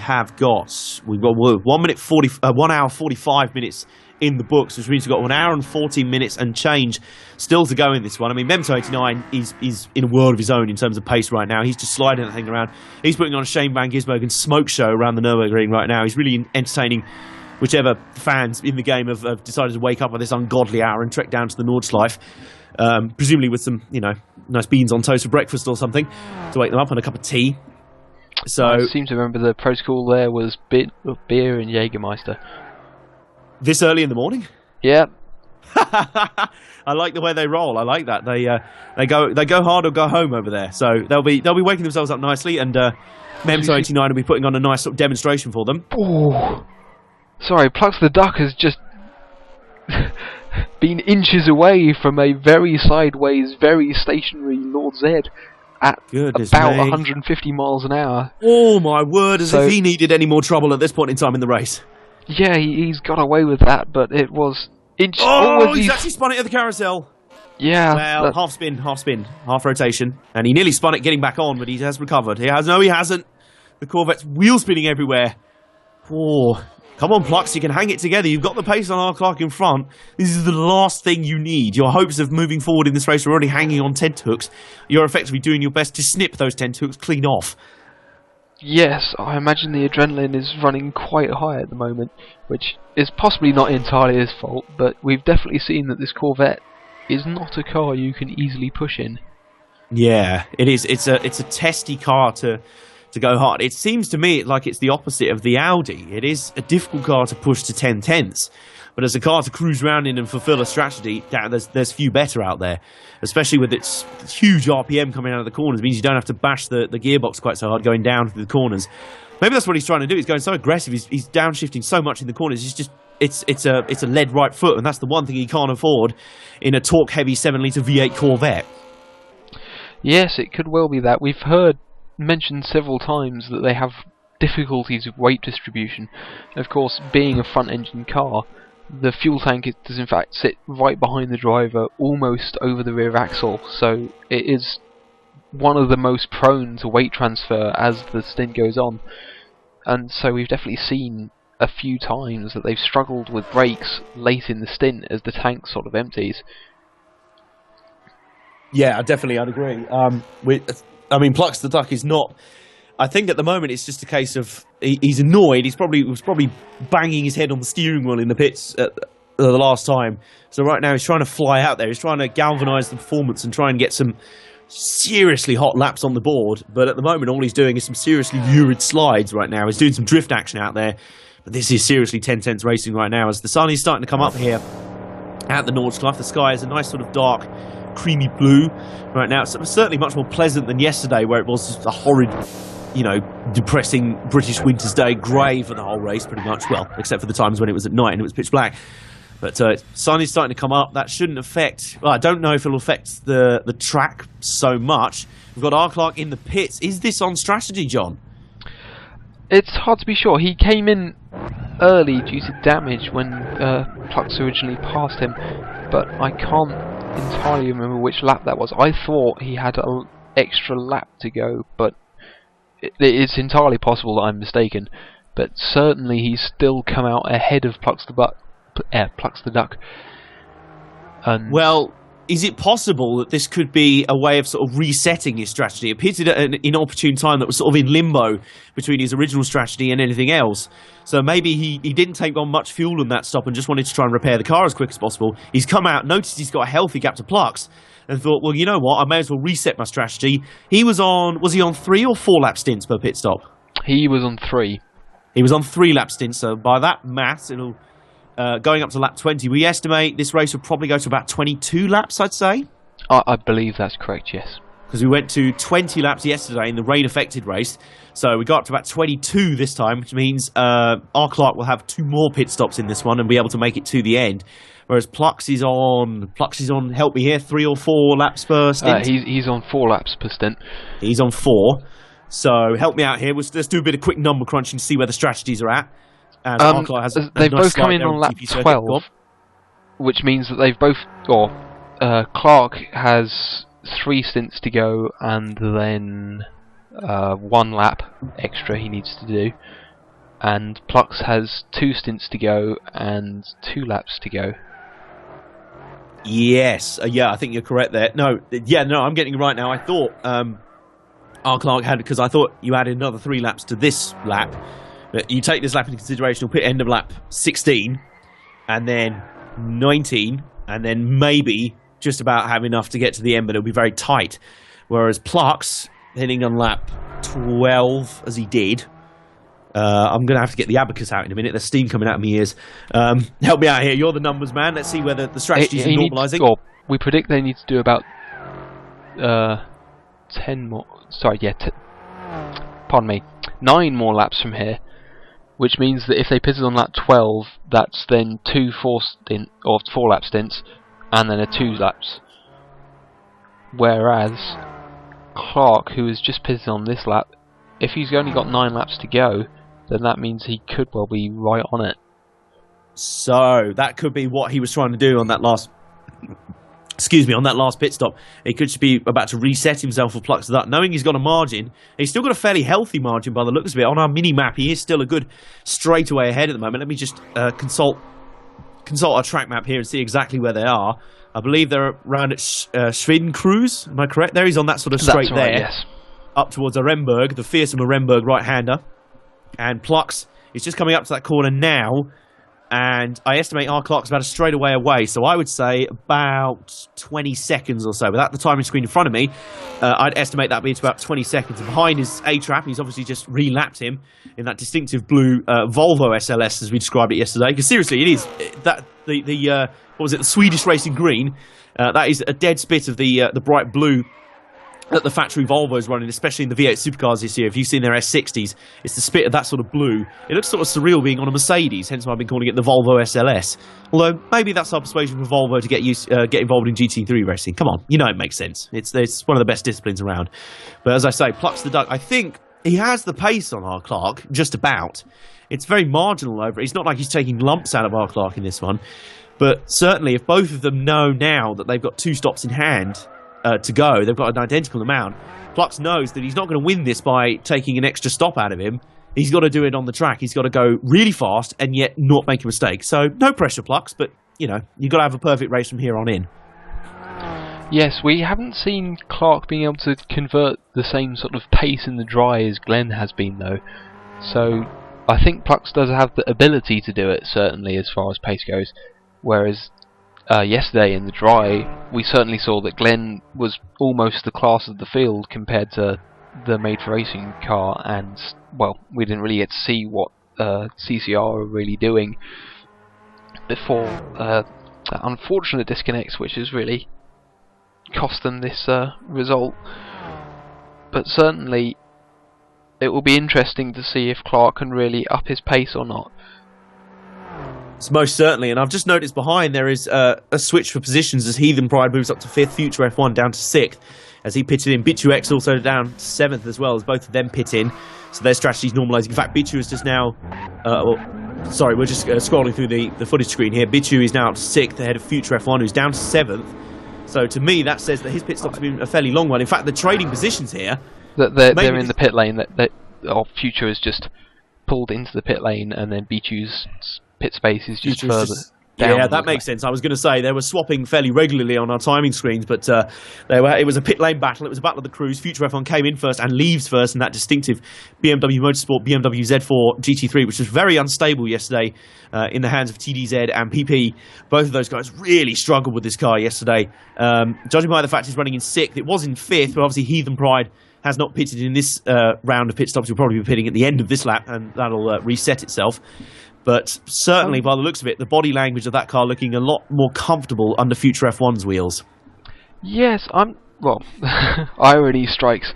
I believe that this isn't actually pit strategy. I think that maybe, especially since they've pitted so close together, that there could have been contacts between BQX and Future F1, just because Heathen Pride has been running fairly consistently,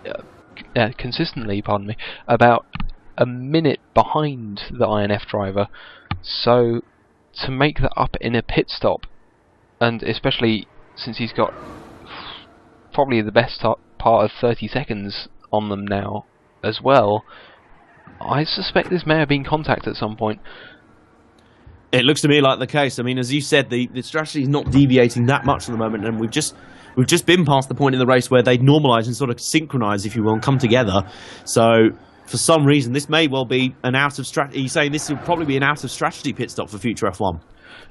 Both him and Bichu, as I said, the fact that they came in so close together, having been split by, well, Heathen Pride. The gap. No, Heathen Pride. The order before this has been fairly consistently Future F1 in 5th, BQX in 6th, and Heathen Pride in 7th. And yeah, you're right. Yeah, that's very true. So I think suddenly Heathen Pride has jumped up, and we did notice that group were fairly close together. They were all sort of around 4 minutes behind the leader. So perhaps something has gone on there off of our radar and has suddenly projected Heathen Pride up to 5th place. This suddenly plays very well into his hands to get a top 5 here. I assume he's too far back on GTPL Plotnik to really have an impact in this one. But this really plays into Heathen Pride's hands. If he can keep it clean from here on out, we've got an hour and 3 minutes and change to go. If he can keep it clean from here on out, we're just looking around the track. Yeah, there is a good half about a lap 4 minutes or so, isn't it? Yeah, it's a good 4 minutes between the two. So I think Heathen Pride 5th is the best he can go for here. Certainly, it's not quite what he was expecting. He was down 6th or 7th. And suddenly that instant between Future and B2 in front of him, we assume it was an instant between the two, or it was an absolutely incredible coincidence. Maybe, I'm going to offer this suggestion, maybe the one in front, which is Future, spun, and B2 collected him, potentially, on coming through. He could not avoid them. Well, yes, it's almost unfunnily easy to do that around here, with the Armco so close to the track. The number of times that you'll see a car have an accident, bounce off the Armco, and then arrive sideways, dead centre in the middle of the track. At which point, if you arrive at speed, there's nowhere to go other than onto the grass. So it's funny you compared it to Macau in a way, because obviously at Macau, if someone even spins or gets a gear wrong, it's the entire field pile up and it's a red flag almost instantly. Here, you're more spread out, but because every corner's blind and every corner's fairly narrow, if you come around the corner and there's someone stopped dead in the middle of the track, you've got to have the reflections of a Western gunslinger to be able to avoid that. We saw some near misses yesterday, some incredible near misses, but most of the time, even those near misses still suffered some sort of damage. So wreck avoidance here, very tough. Yeah, you can't really argue with that, and certainly it would explain where Future's gap went, because I believe the last time we looked at the timing screen, the gap between Heathen Pride and Future has been about a minute fairly consistently, and Bishu was slowly falling back from Future towards Heathen Pride, so it would make a lot of sense if that's what's happened. Yeah, most certainly. It explains a lot how you don't just lose a minute by chance around here, unless you plucks the duck and you run out of fuel. But you don't just lose it. It's like the old adage of, oh goodness me, that was a slide there from Heathen Pride. That BMW Z4 still looking like it's fairly snappy around here, with the punchy little V8 in there, really giving it a great sort of jump off the corners. It's in real life the GT3 Z4 has lacked top end speed, but certainly around here on the nippy handling tracks, it's really held its own. Here, it appears to have that sort of speed, but not quite the handling so far. Certainly yesterday, it was a very, very tough car to drive. Heathen Pride at the moment hanging it out there, and 5th place is falling into his lap. So he's got to adjust his expectations for this race and race accordingly to that. He's got by the looks of it, a fairly healthy gap. He's got basically about a pit stop window on Future F1, because I believe he may well have managed to pass Future F1 before they even pitted. So he's got a fairly healthy gap on him. Yes, he's got about, what would you say that is, John, about 30 seconds or so? Yeah, about 30 seconds, all right. Yeah, so that's a fairly decent gap to pull out to. It's comfortable. Go on. Oh, no, I was just agreeing with you. It's not often people do that, so thank you. Yeah, 30 seconds is about enough to make a sort of minor error around here, as long as you can gather it back up.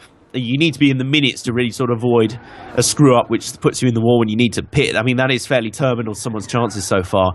I think Memto's got that sort of comfortable gap up front to R. Clark, where he could perhaps bin it and get away with it one time. As I say, GTL Lucas waited until the last lap yesterday before totally binning it, and even then he was pretty much fine. Memto still circulating at an absolutely rock-solid pace. This guy does not look like... it's the same as yesterday. A commentator's curse is not going to work on him. As we've just ticked over the 2-hour mark, we have exactly just under an hour to go. We've got, as our timing screen ticks down, we've got 59 minutes, 50 seconds to go. And Memto out in 89, out in front at the top of the hour, comfortably in this Audi, showing... Probably it shows how much of a missed opportunity there was yesterday, but you know what? That's probably not in their minds anymore. He is out there and he is crushing bods out on the speedway. As R. Clark 83 comfortably in second at the moment, well, fairly comfortably in second, ahead of Plux the Duck in third, who is desperately trying to make up for lost time after that pit road gaff, which saw him embarrassingly run out of fuel at the end of his stint and cost him a good minute or so in time there as he hobbled back round to the pits in safety mode. We've got GTPL Plotnik in fourth, continuing the good work. I was co-driver GTL Lucas yesterday. I believe that's the same car.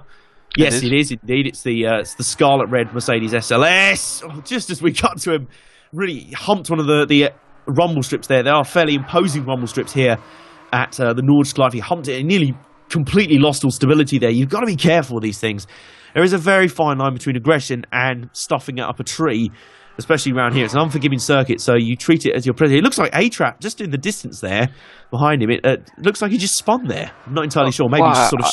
I didn't see the spin, but yes, certainly that SLS did appear across the camera moving sideways.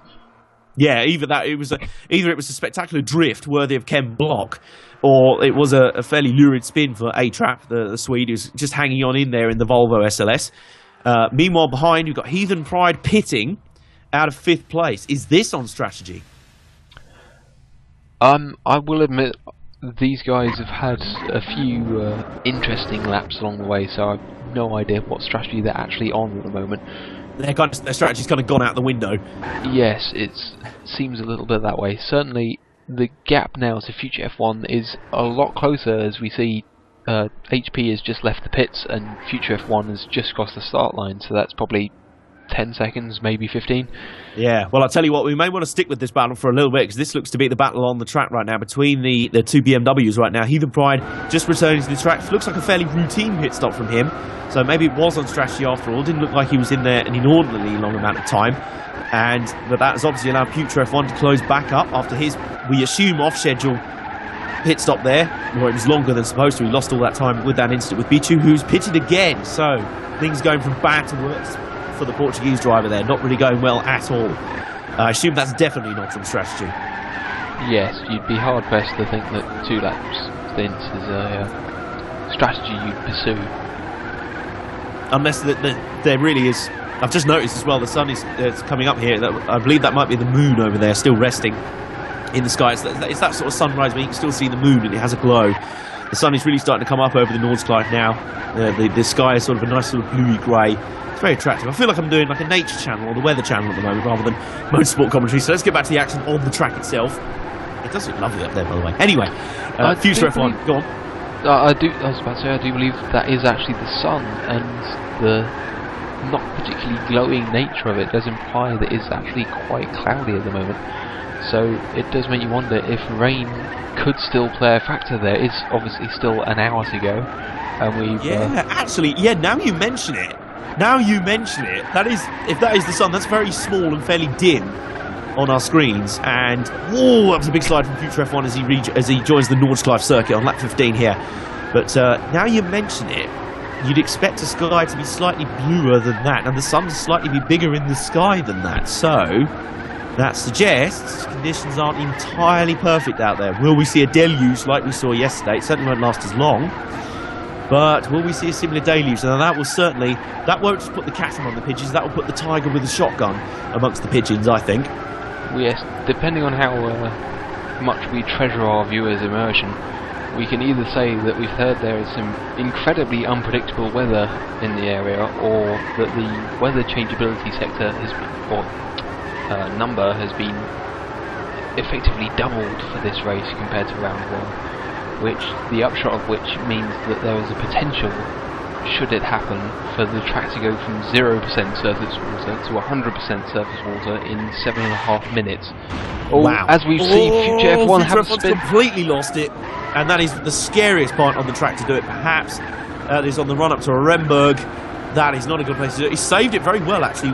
He slid round as the track goes to the left just before the sharp right-hander. He slid off and sort of half-spun it in the grass there, and then just about saved it by the time the track's curved back round to the right. So not bad at all, Future, but you're not helping yourself in your chase for Heathen Pride. Sorry, John, I'm aware I completely talked over the air there. I apologise.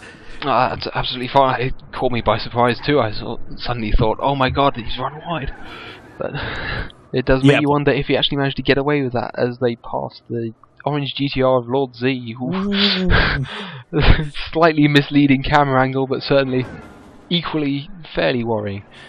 But yes, I was going to say, go on. Sorry, the upshot of which is that yes, it could get from being beautiful, dry, slick weather to beyond the even funny lack of grip on dry tyres within 7.5 minutes, which is unfortunately less than a lap. So yeah, if it does happen, it will be very dramatic. Oh yeah, well that would certainly, as I say, that would not just throw the cat among the pigeons, that would throw the cat with a minigun amongst the pigeons, because as you said, that would be way shorter than a lap. The nightmare scenario could be that Memto comes around to start a lap, it's gone past the pits, it starts to rain, by the end of the lap it's on 100%, and the whole field is still on slicks. I mean, that could be an absolute disaster, although I'm secretly hoping for that, because that will make the race very entertaining for us to watch. Obviously it won't make it very entertaining at all for those driving it. Yeah, so long as it happens to the whole field, I imagine it'll be alright. The problem will become, or from Memto's perspective, will be if he passes the pit lane, at which point he's then got the best part of a minute, I think, now to Clark. And if it starts to rain as he passes it, and then has got to 25% by the time Clark gets there, Clark will pit in and probably go for wets, and yet Memto will be stuck out there for an entire lap. Oh, that is the nightmare scenario. Don't even mention that to Memto. At the moment, he's plain sailing right now on his own up front. The last thing he needs to suddenly break out in a cold sweat at that thought. That would be absolute disaster for the distinctive yellow Audi out in front at the moment. Well, there's the sun right now peeking over the trees. I'd say that's fairly bright. I'd say that thing we saw before must have been the moon. I was going to say, because if it was the sun, it's a very small one. Yes. You can only really postulate, can't you? Perhaps there's an interesting scaling issue, and because we're at the top end of the track, we're now, as far as the game is concerned, about 7 miles closer to the sun than we were before. But who knows? Potentially. That's an interesting sort of space navigation question there. We're suddenly going into a bit of the sky at night. We're expecting a call from Brian Cox any minute now to come and join us in the commentary booth. So again, let's get back down to the track, shall we, rather than up in the stars. As Future F1 continues on his way in the BMW Z4, still twitching about a bit, still very quick. They're right on the edge. Heathen Pride, meanwhile, is not that far up the road. I'd guesstimate about 10 to 15 seconds. What do you reckon, John? Yeah, it seems about that. I'm not sure we can actually... Oh no, there we go. Yeah, he is indeed... 9 seconds. 9 seconds, or just under, in fact. No, 10 seconds. Or if you... 9.8, we'll call it that. 9.8, yes, yeah. Well, I mean, that's very interesting, because looking at their fastest lap times, Future F1's fastest is about, I would say, half a second quicker than Heathen Pride's. You can't really look at their last lap data right now, because Future F1's last lap is affected by the fact it was an outlap from the pits. So, as it stands, perhaps Future F1 slightly has the pace on Heathen Pride. It would make sense, because obviously Future F1 was ahead of Heathen Pride for the longest time in this race. So maybe there's just a slight potential that he's starting to creep up a little bit just behind Heathen Pride and really starting to creep up and maybe make some moves here. Will be interesting to see how the gap fluctuates through this. Well, actually, just as I say that, the gap's actually gone out to about 10.4 seconds, I'd say, if my maths is correct. So actually, Heathen Pride does seem to have a little bit of pace on Future F1. Certainly, both within touching distance. 10 seconds around here. May as well be about a second anywhere else, because the way it's sort of extrapolated and goes sort of further out here with this track being so long, you can make up 10 seconds in the blink of an eye with just one mistake here. So Future F1 seemingly has more potential for a mistake, because he's made some already in this race. That's not to say Heathen Pride couldn't potentially stuff it up here and hand 5th place back over to Future F1. Certainly it's an interesting plot line here that we'll be keen to watch developing, especially as GTPL Plotnik is fairly safe in 4th at the moment. He's not really going to move up on 3rd, and he's way ahead of 5th place for that even to become a challenge. So 5th and 6th is probably the main battle on the track right now, but we still wait to see what happens between R. Clark and Plux the Duck up front. Indeed, and I will admit, around here I wouldn't pay too much attention to the exact sector times, just because with how different the setups some people run on their cars are, and even between these two identical BMWs, the setup can be so different that through one sector the car really struggles and you'll lose sort of... It can almost be that you lose sort of a sector in one place, but then in the next sector you can make up 2 seconds, just because the sort of style of the circuit varies that much from place to place. Yeah, most certainly, and it's the sort of track where drivers can search fruitlessly for the perfect lap for years and years and years and may never get it, because this is a track where perfection is almost impossible. I mean, it is, perfection is apparently an impossibility in most... We're getting a bit philosophical now. I'm not sure how that happened. But yeah, anyway, it's almost impossible to go for the perfect lap anywhere. Here, just forget about it. You're going to make a mistake somewhere around the track, so it's going to fluctuate fairly wildly, the gaps in each sector and the times in each sector. So really, it is about somehow being the most consistent, which MEMS 89 effortlessly is doing at the moment with 48 minutes and change to go. So we've got just over 3/4 of an hour to go here.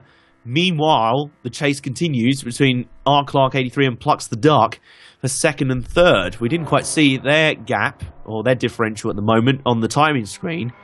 Let's have a quick look on the mini-map to see where they both are. I'd say there's about... What do you reckon, John? About 30, 40 seconds between the two? I'd say maybe slightly less than that, sort of 30 to 25 seems about right for me. So, just about in touching distance, I'd say. Plux the Duck is not out of this battle for 2nd just yet. He certainly hasn't helped himself, so definitely took an old service revolver out and shot himself in the foot with that fuel gaff, but maybe he's just trying to make the race a bit more interesting, because we think he has pace on R. Clark. Certainly his fastest laps have been faster than R. Clark. And R. Clark, just like Glenn Al's yesterday, rock solid consistency. You just can't knock this Nissan GTR off the road, and if you want to beat it, you're going to have to outlast it. Well, at the moment, outlasting it seems to be the last tactic you want to try and employ, just because the two drivers have been so reliable. Certainly, Memto89, I believe that he managed to get past it when R. Clark did run slightly wide.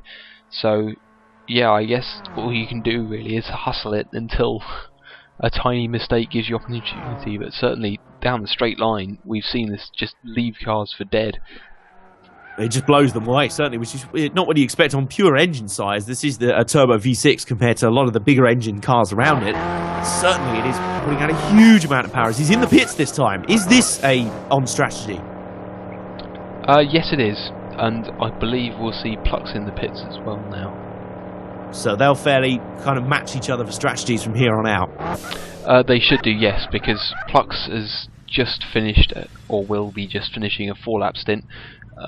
Clark has just finished a 3-lap stint, and since we expect them to have about 6 laps left, I imagine that Plux will probably switch to doing 3-lap stints now rather than doing a 4 and a 2. Would make sense, would make sense. I mean, he is in the pits as well now, as you predicted, so good call there, and it probably means the gap will marginalise out right now. You'd imagine Plux the Duck filled up fairly heartily on the last stop, considering he was down to, well, nothing. So it would fairly normalise out. This is going to be a straight fight between these two from here on out. Yes, it does make you wonder, just because Plux has been running 4-lap stints whether he actually knows the fuel numbers for 3, which could hand Clark the advantage. Obviously, if you've been running a strategy for the entire race, it does mean that you know exactly what you need to do for the next stop. Whereas if you suddenly decide to change, as I imagine Plux will be, it does mean that you then have sort of a more complex decision to make, and as has happened at a number of events, we've seen that if you do it just off the numbers, then the fuel you use when you're doing, for example here, 4-lap stints, is actually, you're slightly more fuel efficient just because the car weighs a bit more, so you're on the brakes and coasting more to get around the corners, whereas when you have less fuel in the car you could push harder, which actually means you use more fuel per lap. I see. So it's one of those ironic sort of, I don't know what you'd quite call it, but sort of correlations, if you will. Lighter the car is, less fuel in, you're actually going to be using it up even quicker the less fuel you've got in the car. So it's only going to make the car lighter, it's going to give you more confidence, it's going to make you push harder. So Plux, you might need to get the abacus out and the calculators down in the pits, because you've not exactly been great with 4-lap fuel strategies so far. Going to need to get your sums right for 3 laps if you want to challenge our Clark here. Well, yes, that could be the other technique. He could just fill up however much he did for the 4 laps and just hang in, yeah. Well, then we know that you won't have too much wasted fuel for a 3-slot or 3-lap even. Yeah, I was going to say, well, at least he knows the numbers on that one, so he may well play it safe and just stick to those fuel numbers. That'll get him home. We know that, but will he need every advantage he can get to close down our Clark in front of him? Let's have a look on the mini-map. I'd still say that gap's about 25-30 seconds or so. I'd say it's actually stretched out a bit now. Well, let's have a look on the time screen and find out. Ooh, you're right. It has stretched out somewhat. It's 32 seconds, I'd say, right now. 36 seconds, sorry. Two. I was correct first time. My math was actually right for once. 32 seconds between second and third. So that battle, it's still there. As I say, I'd say if you're within a minute, you've still got a shot. It's an upward struggle here for Plux the Duck. In fact, that last lap, I mean, their fastest laps are within about 0.6 of a second of each other. Plux the Duck's 7:59.1. Our Clark's fastest lap, 7:59.7. So they're fairly close. I mean, the last lap was an 8:04.1 for Clark, 8:11.2 for Plux the Duck. So maybe that difference, maybe it was a mistake out on the track, or maybe Plux just, didn't fancy taking the gamble fuel again, just put a load more fuel in it. Don't forget, Plux was coming off the end of a 4-lap stint, whereas Clark had only run 3. Ah, yes, good point. I hadn't thought of that. So obviously his tyres be a little bit more knackered. That's probably another reason he switched to three-stop strategies from here on out. Less pace blade off. He just wants to match the strategy blow for blow, get exactly the same tyre wear as our Clark. So they're on equal terms right now, which is where he knows he is, if not on the pace, a little bit faster. So this is going to be a very fascinating final stint here, as we've got just under 45 minutes and change to go in this one. Certainly not all over yet. Well, maybe for the race lead, as Mem289 is now out to a 1:minute 25.4 gap. I mean, this guy is just storming home. He's got an invincible pace. But right now, we know he's pretty much sauntering home right now. The battles right now we're looking for in the pack are for second and third between R. Clark 83 and Plux the Duck. And then behind GTPL Plotnik in fourth, you've still got the scrap between the two BMWs, Heathen Pride and Future F1. I'd imagine they're still fairly close together, within about 10 or 15 seconds, I'd say. I think from the timing screen we've seen it's between about 7 and 8 seconds now, so clearly Future F1 is slowly making that gap. That was quite a moment just there. say that. Yeah, that's out of the mini carousel, so almost home, but then again it is one of the easiest corners to screw up, just because if you do miss that strip of drainage concrete by just, basically a tyre's width, if you go on the inside, then suddenly you'll find the car's rear pitching round, and if you're slightly too high, then because of the difference in the camber of the road, you suddenly just go straight off the track on the other end. So it's a deceptively difficult corner. It's earned its place in motorsport folklore for the reputation it has. That was no fluke, the reputation of that track. But yeah, you are correct. Future F1 appears to be starting to get the pace on Heathen Pride right now. So this battle is hotting up. This battle is nowhere near over yet. Future F1 trying to come back from that mistake which handed Heathen Pride 5th place. I don't know what this will do. You'll have to help me out here, John. How this will affect the overall standings in any way, if at all. But just enlighten me here. This is still going to be a very entertaining scrap with about 40 minutes to go here. Yes, at the moment, Green Hell Heathens, for whom Heathenfied drives, they disconnected, unfortunately, minutes before the end of the race, which left them 3 laps down on the leaders. So, as far as overall results go, Future F1, who is actually behind Heathenfied on the circuit at the moment, is miles ahead. He's got laps in hand over him, so Future F1 is behind Heathen Pride, but ahead of him still in the overall standing. So Future F1, it's not essential for him to get by, but hey, it's only going to cement what is already a very strong position for them. Yes, indeed, it would be interesting to see, and certainly I imagine they'll want to be getting up into 5th just for the sake of it. And I imagine there's an amount of inter-team battling going on about race results. So it will be interesting to see if Future F1 does take the fight to Heathen Pride.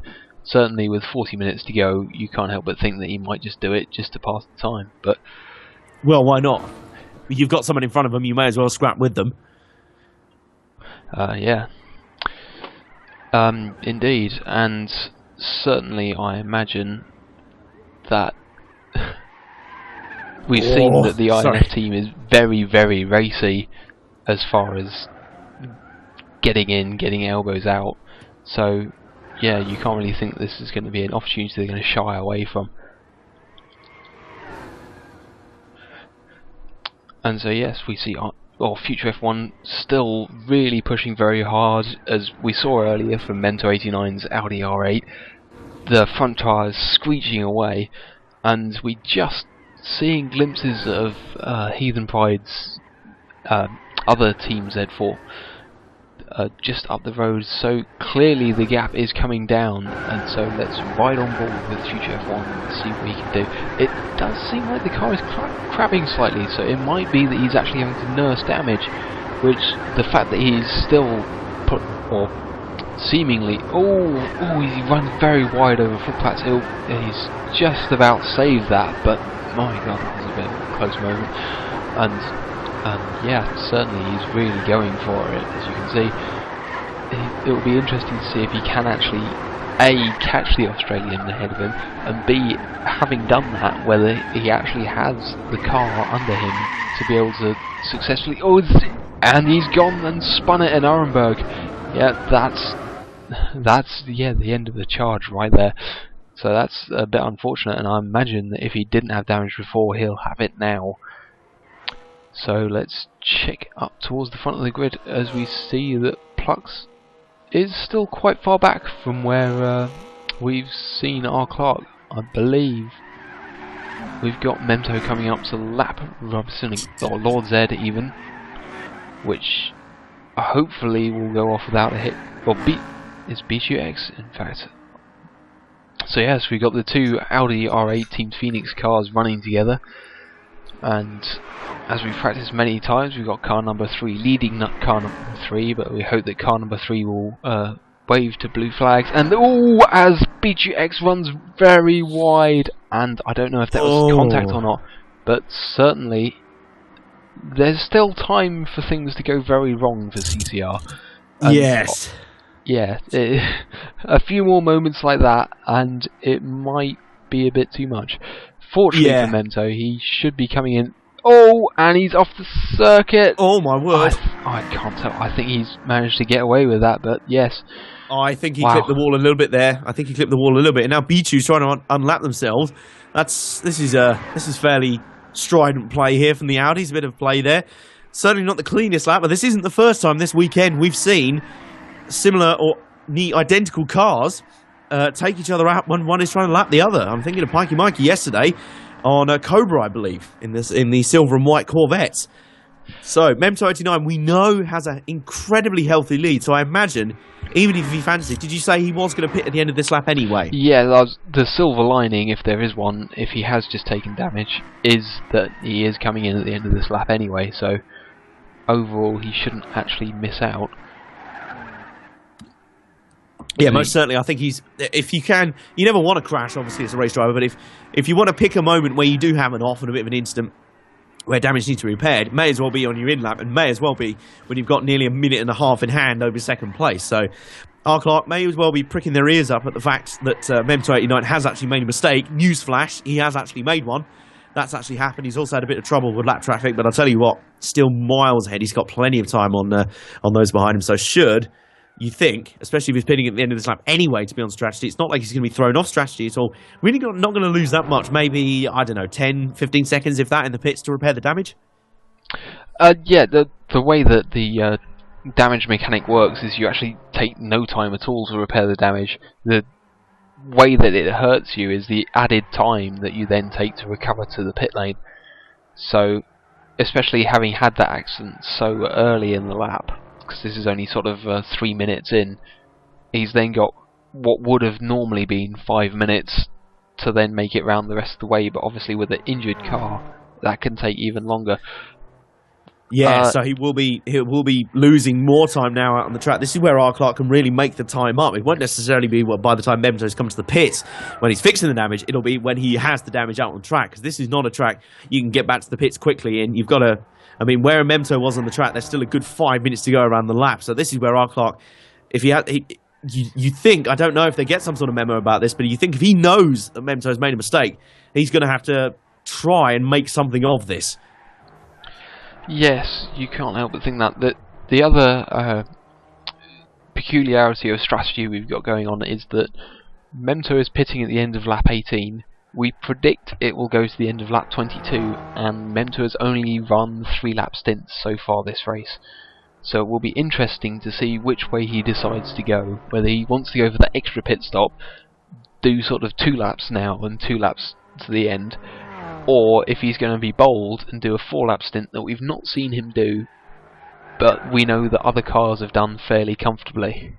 Yeah, I'd imagine he'd probably go the latter. It saves him another pit stop, especially with his issue now. He just wants to go... I'd imagine he wants to just go out on the pits and then that's it. Or you never know, maybe that another mistake changes his plan altogether. If he has another mistake after this pit stop, then you think, well, okay, then that pit stop... He's essentially what he has is a pit stop in hand if he wants to take it. If he wants to go 4 laps to the end, you imagine he probably would be able to. But if something happens out on the track and he pits again, well, there you go. That's pretty much what everyone else is going to do anyway. So he has a pit stop pretty much to play with here, if I've read that strategy right. Yes, he does. Indeed, we saw our Clark just past the midway point take his sort of Joker stint and sort of pull that short, so that he then ended up on effectively the same strategy that Plux was, and it definitely seems to have worked because, well, we've seen Plux has really struggled to sort of stay on the pace and stay with the GTR, and yet R. Clark has sort of driven away from him a bit. We've got Heathen Pride in the pits, by the way. Is this a strategy move? He was in on lap 15, so yeah, that would suit. That would make sense. And I believe Future F1 is about to take 5th place over. So he's going to try and go 4 laps in this time, if I've got that one correct. Yes, because they pitted at the same time last time. Oh no, Future F1 is in the pits. No, he's in the pits as well. Okay, so they're matching each other on pace then, and they're matching each other on the pit strategies. You imagine that Future F1 doesn't have the really confidence. He could go bold and try and go an extra lap on those tyres, try and make some time up, but then he wouldn't quite have the raw pace advantage. So you imagine that's why he's trying to match the pit strategy there. It looks like Pichu has fallen kind of too far back to be a player in this battle for now. So it is still between Heathen Pride and Future F1 in the 2 BMWs for 5th place. Yes, the length of the circuit throws into another consideration in strategy. Usually, if you've got sort of 2 cars running quite close together, the car in front has the advantage as far as pit strategy goes, because they can simply react to whatever the car behind does. So basically, we have Memto coming into the pits as we expected, so it'll be interesting to see if he can pull that off. Certainly the fact that he's almost a lap up on Future F1 and Heathen Pride means that if he does manage to do it, it will certainly solve a dilemma for these two, because it means they only need to do a 3-lap stint to get to the end of the race. Obviously, yes. Memto still has that potentially 4-lap stint to do, which, yeah, we'll see how that goes. But yes, back to my point. On short circuits, the car in front generally has the advantage, because if the car behind pits, then so long as you've got sort of 2 to 5 seconds over them, then you can afford to basically go on an extra lap, pit, and then come out, and you'll still be in the lead because you can't get that much undercut even on new tyres. Absolutely. Around a circuit like this, though, yeah, the undercut is worth between about 10 and 15 seconds. Interesting. Which really means that if you're in future F1's position, and especially if Memto doesn't manage to lap them and they do have to do the 4 laps, it will be very interesting to see whether Heathen Pride will try and stick it out, and whether future F1 will decide to try and capitalise on that or not. I'm also going to say as well, let's do a quick bit of maths here. We've got exactly 30 minutes and change to go in this one. And if Memto89's just started a lap, let's assume it's kind of... Let's go roughly that we're about base level. Let's roughly assume that he's nailing about 8 minutes per lap. So that puts to me that 4 more laps would put him at 32 minutes. We've got 30 to go. If he's just started lap 19, 20, 21, do you think he'll be on lap 22 by the time the finish comes around? I think it will be almost completed lap 2. Oh, sorry, 22.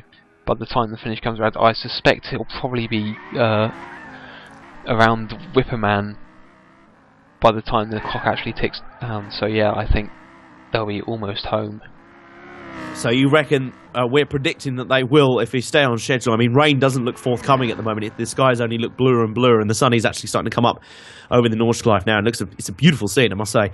But inclement weather doesn't look likely to come here. It could still come. Obviously, we know it can go from Dreamland to hell in 7 minutes.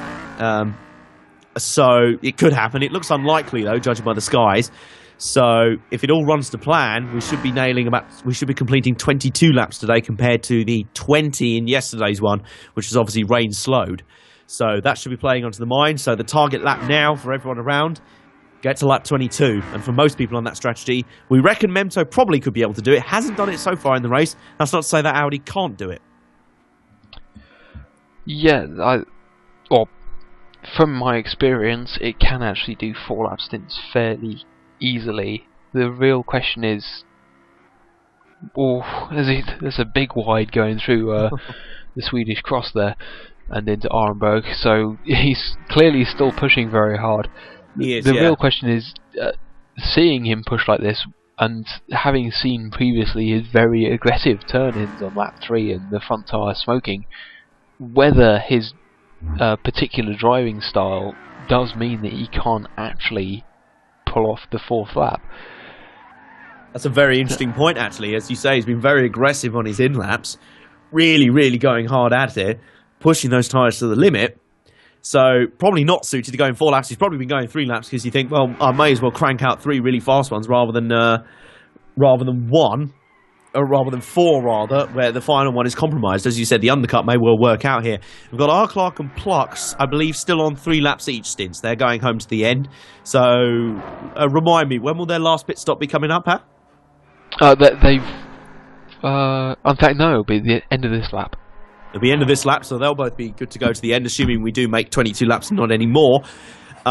So, they will be home and hosed by the end of this lap. And they'll presumably be praying for Memto not to be able to make it on 4 laps, because that'll give them a slight sniff of a chance. I don't really know what the gap is at the moment. I imagine it's still fairly comfortable for Memto, even after that mistake. It's 47 seconds. Well, there you go. Last timeline, so yeah, still very comfortable. And to be honest, if they've still got a stop to do, and he has potentially made his final stop, he does actually effectively have a free stop in hand, so he could just take that if he feels the need to after the 2nd lap. Yeah, he basically has a free stop if he wants it, and you think, judging by how aggressive he's been, it's not out of the question for him to take it at the moment. What is interesting is the gap between 2nd and 3rd has moved out somewhat. We were expecting Plux to have superior pace, move back in on R. Clark at some point, but that certainly hasn't happened. His last lap was a 2nd quicker, almost exactly. A 7:59.914 from R. Clark plays a 7:58.920 from Plux to Duck, so almost exactly a 2nd faster. But the gap is right now, I make that 21 seconds or so. He has got 21 seconds to go, as the So Solid Crew song famously sang. But He's got 21 seconds to somehow make up. That gap was only extended out, I believe, or maybe I'm getting my gaps confused. Was it 30 seconds before and now it's closed in?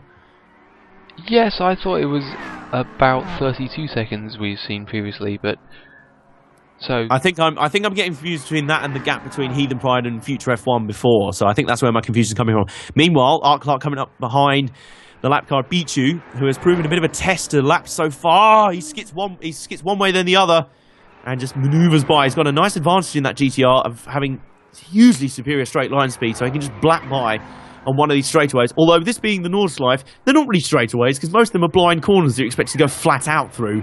So certainly not flat corners at all. As they've come through Schwedenkreuz. No, sorry, completely wrong part of the track there.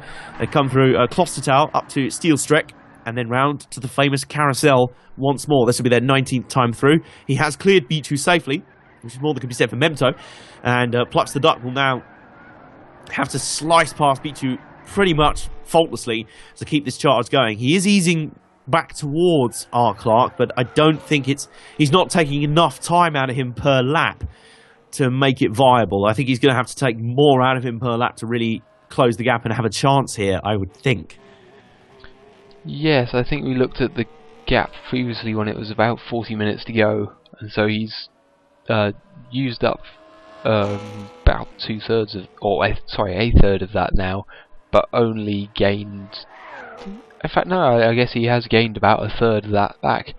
So, yeah, he could actually be on form to make it, and especially if we possibly saw R. Clark taking a bit of damage there for B2X, it could well be that Plux has a bit of an advantage now. Certainly, if they're both in at the end of this lap, Plux might get away with not having to pass B2, whereas Clark has had to do that. And certainly, if they do pit now, you can't help but think that they're likely to catch B2 again and have to lap him. So it will be interesting to see if B2 does play a role in the remaining 24 minutes of this race.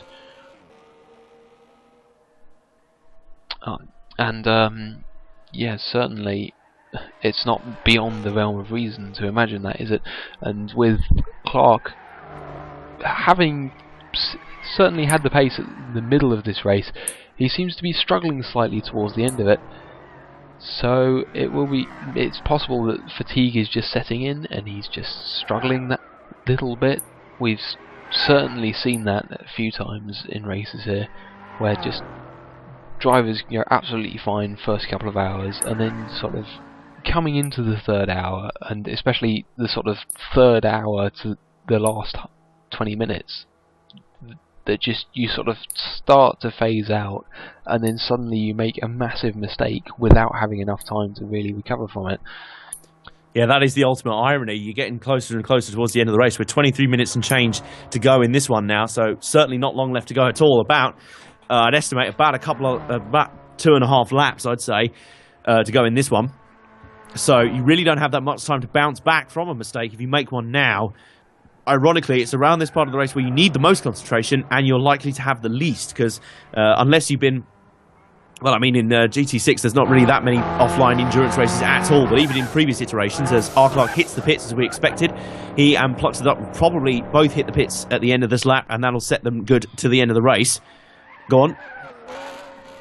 It sounded like you were going to say something there. Oh, no. My apologies. Yeah, so this should normalise their stops, but yeah, obviously, there's not really that many offline endurance races in Gran Turismo 6, but even previously in the Gran Turismo series, especially in 5, you normally wouldn't do them all in a one long stint. You normally take a few sort of swings at them, especially I remember in the old days, the classic Gran Turismo 4 days, where you'd be expected to do a 24-hour race without an autosave in the pits. So you'd either somehow... I don't think anyone ever tried it in one go. I think what most people did is have to sort of leave a note on the console saying, please do not turn me off, I'm paused in the middle of a 24-hour race. Something my dad once ignored 16 hours into the Nürburgring 24, but I've just about forgiven him for that now. So, yeah, just about. I was leading by 2 laps at the time as well, which was annoying. But anyway, which is why we're all very happy when in Gran Turismo 5 they brought in the inevitable save in the pits feature, which, ironically, I remember first being a thing back in... I don't suppose you remember the game Le Mans 24 Hours by Infogrames for the PlayStation 1? I never heard of this, no. It's going back in time. I might just be showing my age here, to be honest. But it came out around 2000, I think, for the PlayStation 1, and that had a feature where you could run a 24-hour Le Mans 24-hour race, and you could save in the pit lane, which I think was pretty revolutionary. But anyway, getting back to my original point, it's not like these guys may well have had much practice of running very long offline races. It depends on their online experience. So if you've got enough experience of running 3+ hour races and stints, then you're going to be better suited here. If you're less so, then maybe the pressure's going to start to get to you, especially now we've got just over 20 minutes to go.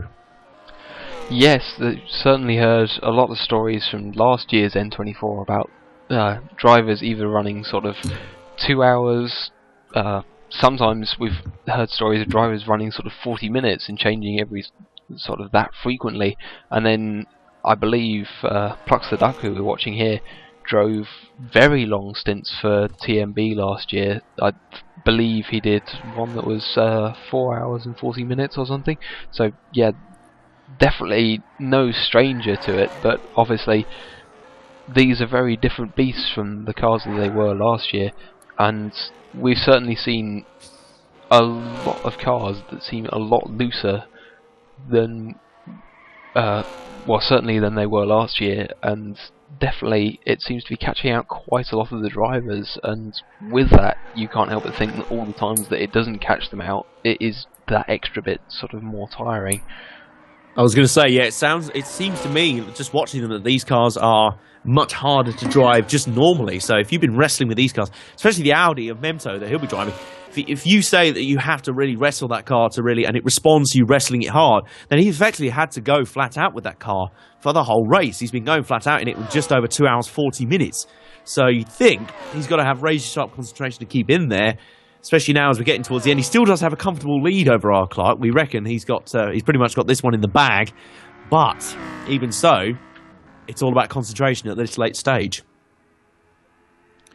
Especially with the pit strategies normalising as they do. Everyone's sort of together. And even with Memto now, does have pretty much... I like the way you eloquently called it a Joker stint. I really like that way of putting it. He's effectively got a Joker stop that he can deploy if he needs to, and still pretty much not lose the lead at all, or even come close to doing so over R. Clark. So Memto 89 really well placed to win this one. We've got 18 minutes and change to go now. The battle continues to be between R. Clark 83 and Plux the Duck. The battle for second there, which R. Clark holds at the moment by, last time we checked, about 20 seconds or so.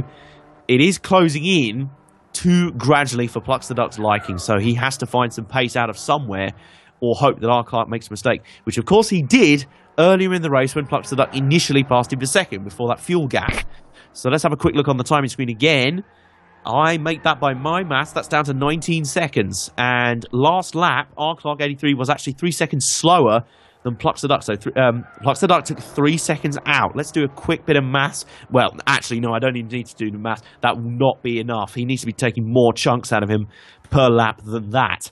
He needs to be taking, effectively, if we've got about 2 laps to go in this one, we reckon, 2 laps to go in the time we have left, he has to take, basically, 10 seconds 10 seconds per lap, yeah. And I think now we're getting to the point where he's going to have to rely on some sort of mistake. Meanwhile, the battle for fifth that we said was heating out, that appears to be falling in Heathen Pride's favour.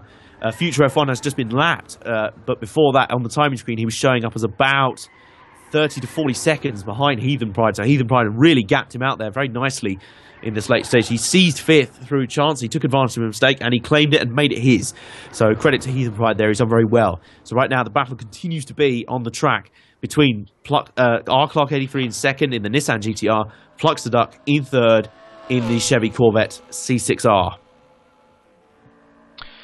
Yes, indeed, and certainly it will be very interesting to see how this plays out. I believe that it should be Plux the Duck who really gains the advantage here towards the end of it, just because if we know that the Corvette's been very good at running 4-lap stints, and certainly as we've seen his in-laps on the end of that have only been 10 seconds back off what the absolute pace is.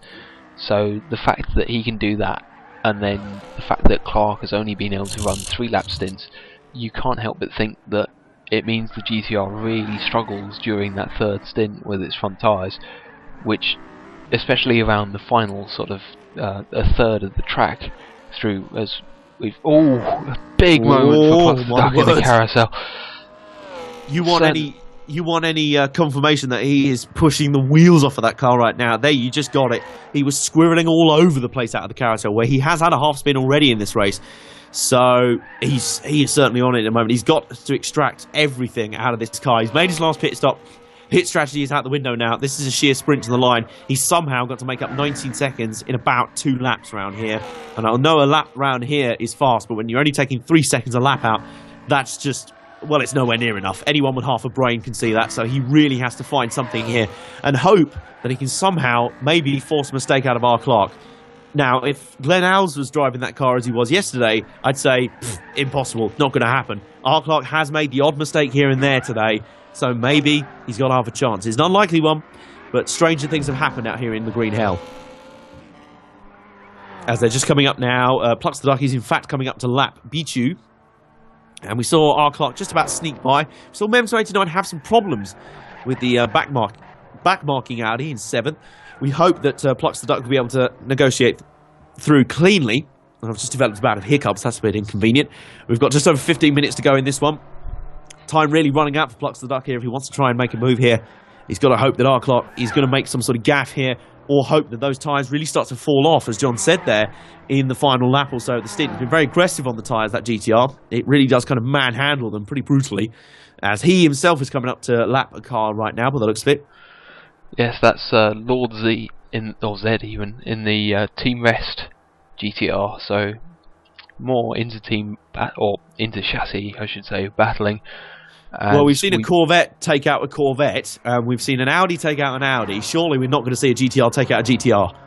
Well, I imagine Plux has got his fingers, toes, and possibly his plentiful amount of hair crossed to hope that that's what's going to happen. Yep. Well, hold on to your impressive mane, Plux. It may just happen here. R. Clark has got to negotiate lap traffic, and to be honest, around here that could be the biggest challenge going. So R. Clark here, we're going to pay close attention to this. We've got just over 14 minutes to go now. We need a sort of elongated version of the countdown theme to effectively kind of describe to you how tense this is. Actually, R. Clark sneaking up the inside as they come down the start-finish straight away, really powering on.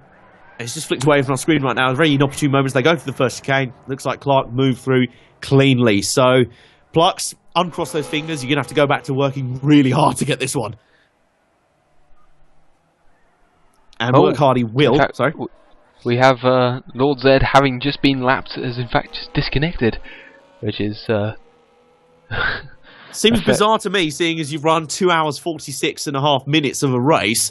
Why you'd suddenly have a strop and decide that's enough now, I'm not really sure. Unless he decided, well, you know what, I probably had something else to be doing right now. I'm not going anywhere in this one. As I say, if you were going to rage quit, may as well do it early on. You've invested 2 and 3/4 hours of your life away in this one. You may as well stick around and see it out.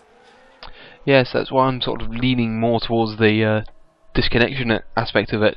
Certainly, we saw yesterday that TDZ got disconnected in his Green Hell Heathen Z4 with sort of minutes to go. So perhaps it is something that needs to be watched out for, is that late disconnects are becoming more frequent. Must be frustrating. Must be so frustrating, especially in a 3-hour race like this. You've gone, well, we're nearing 10 minutes to go here. You've gone 2 hours, 50 minutes in. Suddenly it all goes up the Swanee just because of one random bit of internet gaffery. And talking as someone who has an internet connection about as reliable as an Austin Allegro, I can sympathise there, certainly. Yeah, it's hard to be sure which is the more infuriating, isn't it? Disconnecting at the very start, where, or as we saw Mento yesterday, sort of leading the race, but only on lap 2, where you can sort of imagine there's all that potential that he could have made a mistake and lost it, although if today's form is anything to go by, it seems unlikely. He was certainly the favourite yesterday. But yes, it's hard to be sure if it's more annoying to have that, or to have TDZ's situation, which is that you've made it all the way through the race, and then suddenly you disconnect at the end, which then robs you of basically a result that actually has any worth. Yeah, I'd imagine it'll be almost the latter. I think if you just invested everything in there, and you've thrown everything in there, and you've spent that much time out here today, I'd imagine the latter is probably the more frustrating, simply because you've been here long enough, and you just think, oh, come on, I've been around here long enough. I could have, if you'd have told me that before the start, I wouldn't have bothered. But, I mean, if you're in Memto's shoes, you've got all that unrealised potential just gone straight down the toilet before you really had a chance to show it. And it's going to be a hollow...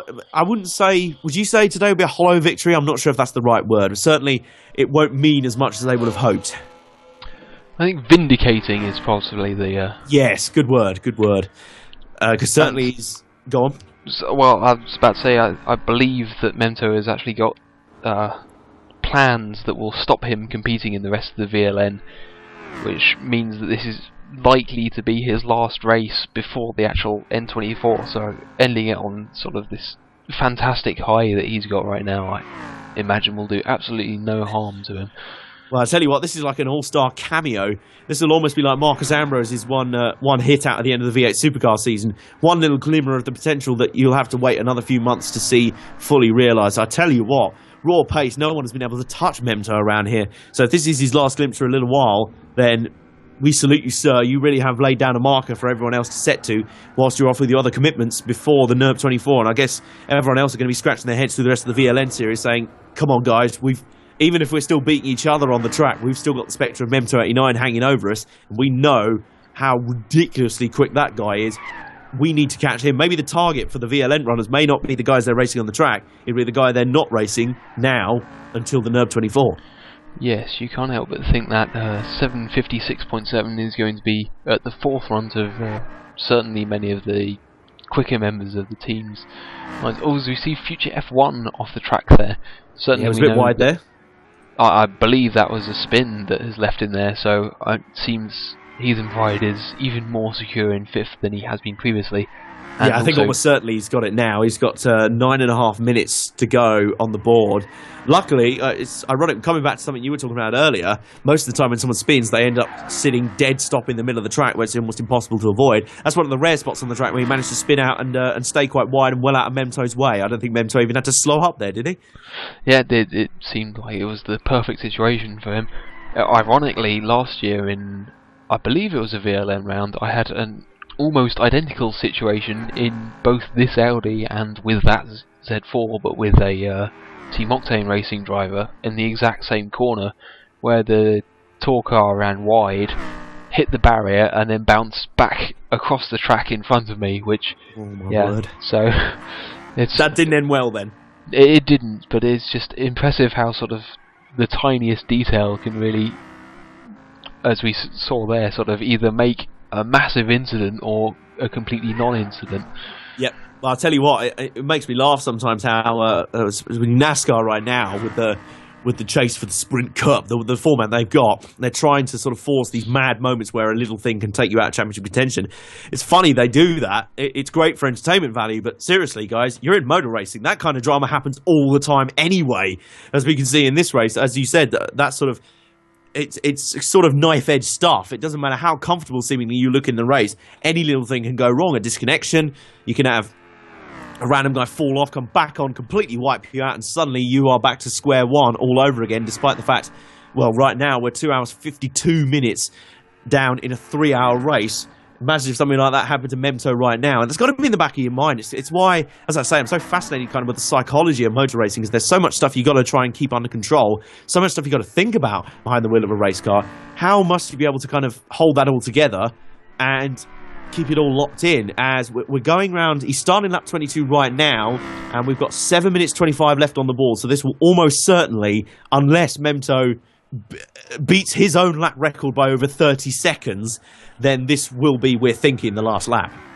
Yes, unless he's somehow managed to disguise the other Audi of the same namesake under that boxy GT bodywork. I imagine that this is certainly going to be the final lap, but it's also important to remember this is Memto's venture into the unknown. This is his first time he's going to do 4 laps in a stint.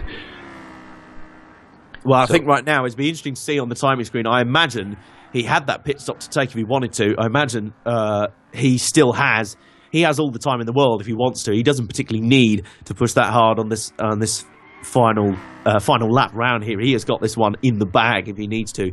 As we say, we saw GTL Lucas make his first mistake of the entire race on the very final lap when he had a good minute and a half lead in the bag. I think this could be a similar situation for Memto here. He has romped clear in this one. Honestly, there hasn't looked like anyone even close to matching him on pace for this one. This has been a raw slam down. This has been a smackdown on his competitors, and this has been a throwing down of the gauntlet. If he's not coming back now until the NERP 24 hours, he's basically gone, right, I'm off to put my feet up. Well, we know he's not. He's off on business commitments. I'm off to put my feet up for the rest of the series. It's up to you guys to somehow try and match my pace. I've set down the marker, and it's a very intimidating one. So let's just go back briefly to the battle for second right now that we were monitoring fairly closely between R. Clark and Plucks the Duck. Let's note the gap now. It's closed up a little bit more. It's now, oh my word! Goodness me, what a good time to put in your fastest lap of the race now. Plucks the Duck has just put in a 7:58.868 on his last lap. That is extraordinary stuff.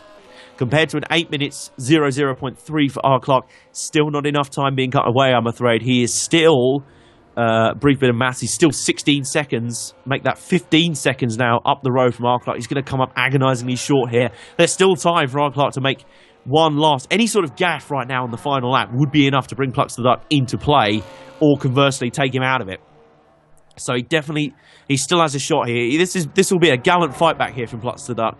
A really, really mighty effort here, but similar story to yesterday, pit road errors. I mean, yesterday it was some sort of random glitch which made them put the wrong tyres on Pikey Mikey's car at a crucial point in the weather cycle, which kind of ended up taking him out of contention. He then had a few more mistakes and a few more errors. And then for Plucks the Duck, he looked set to grab second. And then that fuel gaff, we can only think it was just a simple miscalculation on the numbers. We've seen far worse miscalculations in The Apprentice down the years, but even so, that almost looks like it's proved fatal for him, unless, as you say, we've still got a 16-mile or so lap to complete here. Still got enough time for R. Clark to make a sort of fatal error, and he will know. He will see these gaps coming up. He will know he's not that far behind. He will be within a straight after not too long. And as we know, the GTR is not very good on its tyres at the very end of a stint, which it is right now. So the battle for second is not over. It's not quite there. It's not over till the fat lady sings. She's just arrived at the venue right now. Yes, indeed. Unfortunately, the way that Gran Turismo displays data means that R. Clark is in fact in blissful ignorance as to where Plucks the Duck is. He'll know where Memto is, which is at the moment, and as far as their comparative paces have been, a completely useless piece of information. But yeah, he'll have no idea where Plucks is, and similarly, Plucks will have no idea where Clark is. Well, that's very interesting. So, obviously, you get the gap back to the leader. At the moment, that's kind of redundant for R. Clark because he knows he's in another postcode to Memto 89. It's about Rotherham he's behind at the moment in terms of distance. So, right now, the data he's probably more like today. He's probably going off his mini-map, and he can see that dot has been slowly but surely closing in, but I don't think he's been unduly panicking so far because he still has a healthy enough gap. I mean, if he just maintains this pace for the rest of the lap, he'll be fine. But that's easier said than done, as we know. Well, you can't help but think that since this is his effectively 8th time doing it, that yes, he will be able to do it fairly fine. So, yeah, on these tyres, he should be absolutely golden, just because, unlike Memto, he's not had to stretch to 4 laps. He switched and did the shorter stint at about the midway point through the race, which means that he's only doing 3 laps on his tyres. Plucks is also only doing 3 laps on his tyres, but seems unable to sort of use that advantage and really use them up without making mistakes himself, so he's opted to just sort of go for a more gentle drive. This does, of course, the overall results mean that Reaper Racing will likely extend their lead, because I believe, if we just flick to the timing screen, that P24, in fact yes, P24 are almost 3 minutes back. So this is going to be Reaper Racing taking a resounding lead in the overall standings right now. That'll be GTPL Plotnik's car, which is currently 4th right now, almost 5 minutes down on the overall lead. But trying to back up yesterday's impressive eviction by DTL Lucas. We knew they didn't quite have the pace in the dry. Tell you what, they stormed home in the wet. Guess they had their fingers crossed for similarly inclement weather today, and it never materialised. Yes, you can only wonder that they've maybe having, or given what has happened in the previous year's race, set their car up to be very good in the wet, and then sort of accepted the way it handles in the dry. And generally when you're setting a car up for the wet, you want to set it up to be slightly more understeery and more stable than you want it in the dry, which, given the SLS's base setup, is possibly fairly easy to do, but certainly it means that when it is completely dry, it does hurt them. Yeah, absolutely, I agree. So we've got essentially it's kind of one of those weird compromises. You get the feeling perhaps with that SLS, the Scarlet SLS, maybe you think that perhaps, well, you know what, we're not going to match Memto in the dry, so I'll tell you what, let's take a punt, let's build a car that is pretty good in the dry, gets us home in a decent spot, and fourth is certainly not a bad spot at all. It's top half, it's top 5, and certainly does pretty well. And then if it does rain, which as we know could happen literally at any time, we don't really have much prediction. All we have to go on basically whether it'll rain or not is the colour of the sky. I mean, yesterday we didn't even have that. It was still pitch dark, and then suddenly rain started appearing out of nowhere, and within about 10 or 20 minutes it had gone from 0% moisture on the track to 100%. And as you said today, it could have gone that way even quicker. So maybe it's a fairly decent strategy, you know. If you know you can't quite contend on overall pace in the dry, may as well put up a stable car that will get you home in a decent position. And then if it does start to rain, then boom, you're in the catbird seat. As we're coming now, 5, 4, 3, 2, 1. There we go. The timer has clocked down to 0. This will be the final lap, and Memto89 could not have timed that any better. He's just coming down Dottingerho for what will be the last time on a glorious victory lap here. As the sun slowly rises over the Nordschleife, it has been a romping performance from him. I mean, I only joined about halfway through this one, but I'll tell you what, if this second half of the race is any indicator on his first half of the race pace, I'll tell you what, everyone else may well have gone home and put their feet up with a nice pair of slippers and a pipe. But they may as well not turn up today. Well, only to protect their championship and timing positions. But Memto89 sweeps through the final set of chicanes and onto the start-finish straight. He will come home a resounding winner of VLN Round 1, Race 2. Vindication for yesterday's unfortunate early disconnect. He slalomed spectacularly down the pit straight in a finishing final flourish there. Lovely job. I'll tell you what, if I was wearing a hat right now, I would take it off and salute you, Memto89. That was a crushing performance. Meanwhile, has that gap for second closed up somewhat? Has it closed up at all, or is that just the deceptive nature of the track? It is lap traffic. Okay, I was going to say, it looked like the two dots had closed up together, but I think R. Clark has put a lap on some of the lap traffic. That probably will be future F1, I'd imagine, because he was lapped not long ago by Memto. So R. Clark 89 looks like he will hold on for a second place. Another strong performance from the Nismo RJM Motorsport GTR, the GT Academy liveried car, looking mighty fine out there right now. The Reaper Racing car, in fact, after Glenn Al's rock-solid consistency yesterday, he was not going to be budged. Same story today, pretty much. R. Clark hung in there, made a few mistakes, bounced back, pounced when he needed to, and Plux made the fatal error and has not been heeded since. He had just enough pace to hang in there. He wasn't particularly, that wasn't particularly the fastest car overall yesterday.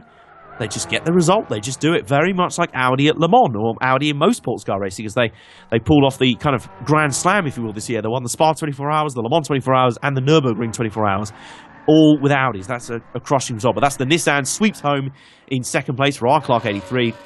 Very strong stuff. And Plucks the Duck, a second day in a row where they will be frustrated. That Corvette team, they will be so frustrated. Plucks the Duck's team, made for racing. This result was made for them. I'm sorry, that was a terrible pun, but surely they were made for better things out here in the first few days. Fatal mistakes, fatal errors at wrong times out on the track around the halfway stage killed them today. That fuel gaff just left them with too much to do in the end. As he sweeps home, for coming through the first chicane there, he's on lap 23. He will have finished this one. He'll have wrapped it up. Or has he got to do another lap? I assume he wouldn't have to. No, he is just coming home. It's just the camera still following him. So GTPL Plotnik is still about halfway around the track at the moment. He has still got a long way to go to come home. In the end, he was kind of in a limbo, really. He settled down happily in fourth. There was no one really to contend him from behind, and he was way too far back to be a factor on those guys in front. But I'll tell you what, not too bad. It's more probably what we expected from the SLS, from the Poland 24 Racing. After GTL Lucas's storming run yesterday in the rainy conditions, he absolutely Well, he put a spanking on the field yesterday, pretty much, not to be too crude. But I'll tell you what, that's kind of back down to earth today. That's more what we expected from the Mercedes SLS of Poland 24 Racing. And 4th place, not too bad at all, I'd say. Especially you've managed to survive out here on the Nordschleife as B2X finds time for just one more excursion out onto the grass, coming round through the final section just before dotting a hoe. That car looks like it's twitching all over the place. It's really not a comfortable thing to drive right now. That'll be through Fansgarden and Schwabenschwanz.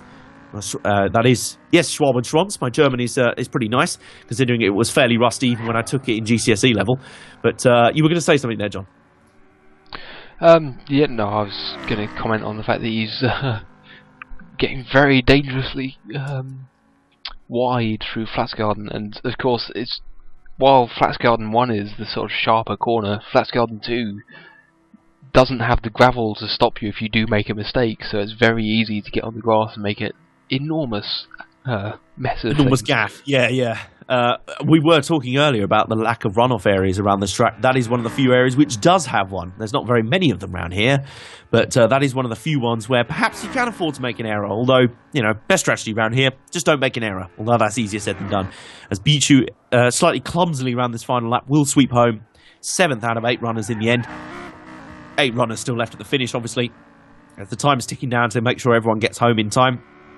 It will come home 7th. I think that's about 1 or 2 laps down in the end in the overall scoring. GTPL Plotnik is yet to finish as the latest. There were, I believe, 5 cars on the lead lap in the end out of the 8 finishers. Heathen Pride was still on the lead lap by the end, so they may not get home in time to overall finish, but they will still be classified, I believe. Yes, all cars will be classified for this race, apart from the Corvette C6, the Chrome one of Team Octane Racing, which I believe only completed a couple of laps. Yeah, I see. Okay, well they bailed that fairly early on there, but that would be the same car that Cobra was driving yesterday. Am I correct? That's the one, yes. Yes, that'll be the one. So here comes GTPL Plotnik through the final few corners. The 4th place finisher. Impressive result yesterday. They stormed to victory in the wet. Kind of back down to earth today with the 4th place finish. They'll have been a bit disappointed not to get the podium, but I'll tell you what, they're still working on overall pace for that car. They'll be stoked to get a victory yesterday and kind of average that out with the 4th place today. Could be a lot worse, I'll tell you what. It could be A-Trap in 8th. That's a little bit harsh, but A-Trap coming home to finish now. I think he's just gone through to finish, in fact. My apologies. She has just come through to finish in the 8th and last finisher of those still running, but, in the Volvo SLS. So that'll be A-Trap Dahlgren then, or A-Trap McLaughlin. I don't know, either one.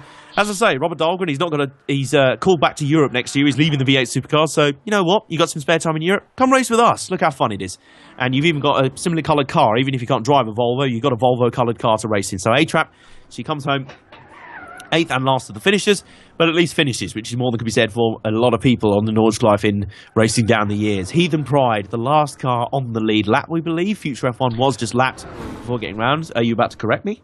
I don't think Future F1 has been lapped. The bizarreness of this is that he doesn't seem to have continued to race either. So that's very strange, because we saw him obviously off at the side of the track when Mem29 swept past him, so I assumed that would have meant he would have been lapped at that point. I'm unsure. There was definitely a Z4 that was just ahead of Memto. I'd assume that must have been Heathen Pride. It could well have been. Yeah, they are the two identical looking cars, just to make our lives a bit more complicated up in here. But Heathen Pride is coming round now into about the 3rd and final section of the circuit. Let me just consult my high-tech track map here. He's coming through, imagine that would be Buschen, and he's coming through Fansgarden. Yep, indeed. So not far to go. We've got a 2-minute 45 time limit for everyone to get home and finish. We reckon he will do that fairly easily. That is the Australian flag, isn't it? Not the New Zealand one? It is the Australian flag. It is indeed the Australian flag, so the Australian driver will sweep home a fairly comfortable 5th, considering how uncomfortable those BMWs looked yesterday to drive, especially in such awful conditions. I think 5th is probably the best they could expect from that car. He outwitted Future F1 in the fellow BMW Z4 today in what was a fairly tense battle. It looked like Future F1 had the advantage, and there was a few mistakes in the middle part of the race, ended up handing the advantage over to Heathen Pride, and it was one that was never heeded in the end. So Future F1 will be we think, the last finisher. If he wasn't a lap down at the time, Heathen Pride will be the last lead lap finisher, and that will mean he will be the last of our finishers. So we're just waiting on you. Come on. You haven't got all night, Heathen Pride. Come on. Come home and finish. I'll tell you what, he has looked very smooth in that car today. A lot smoother than the drivers yesterday. There's no blame on the drivers yesterday. I just think the setups for the BMW yesterday, especially in the inclement conditions, really were pretty far off base. I mean, they weren't quite as bad as my first ever online race, which was, I believe, in the game NASCAR Heat, where I decided it was a good idea, having not much experience at all in sim racing, to jump straight into a Group C mod race on NASCAR Heat with a stock setup and very little practice, and I was using a keyboard to drive, so you can imagine how badly that went. I think the only reason I got a mention in the post-race report was the fact that I ruined the battle for the lead at one point by being so slow, and then inadvertently wiped out the fourth place car. So, I was about to say, I imagine you made a lot of friends then. Yeah, they didn't quite tell me to sod off, but they did tell me you might want to race some, lower level races before you come run with us in Group C. Advice duly heeded then. So, anyway, Heathen Pride has swept home. He finishes the last car on the lead lap, we think.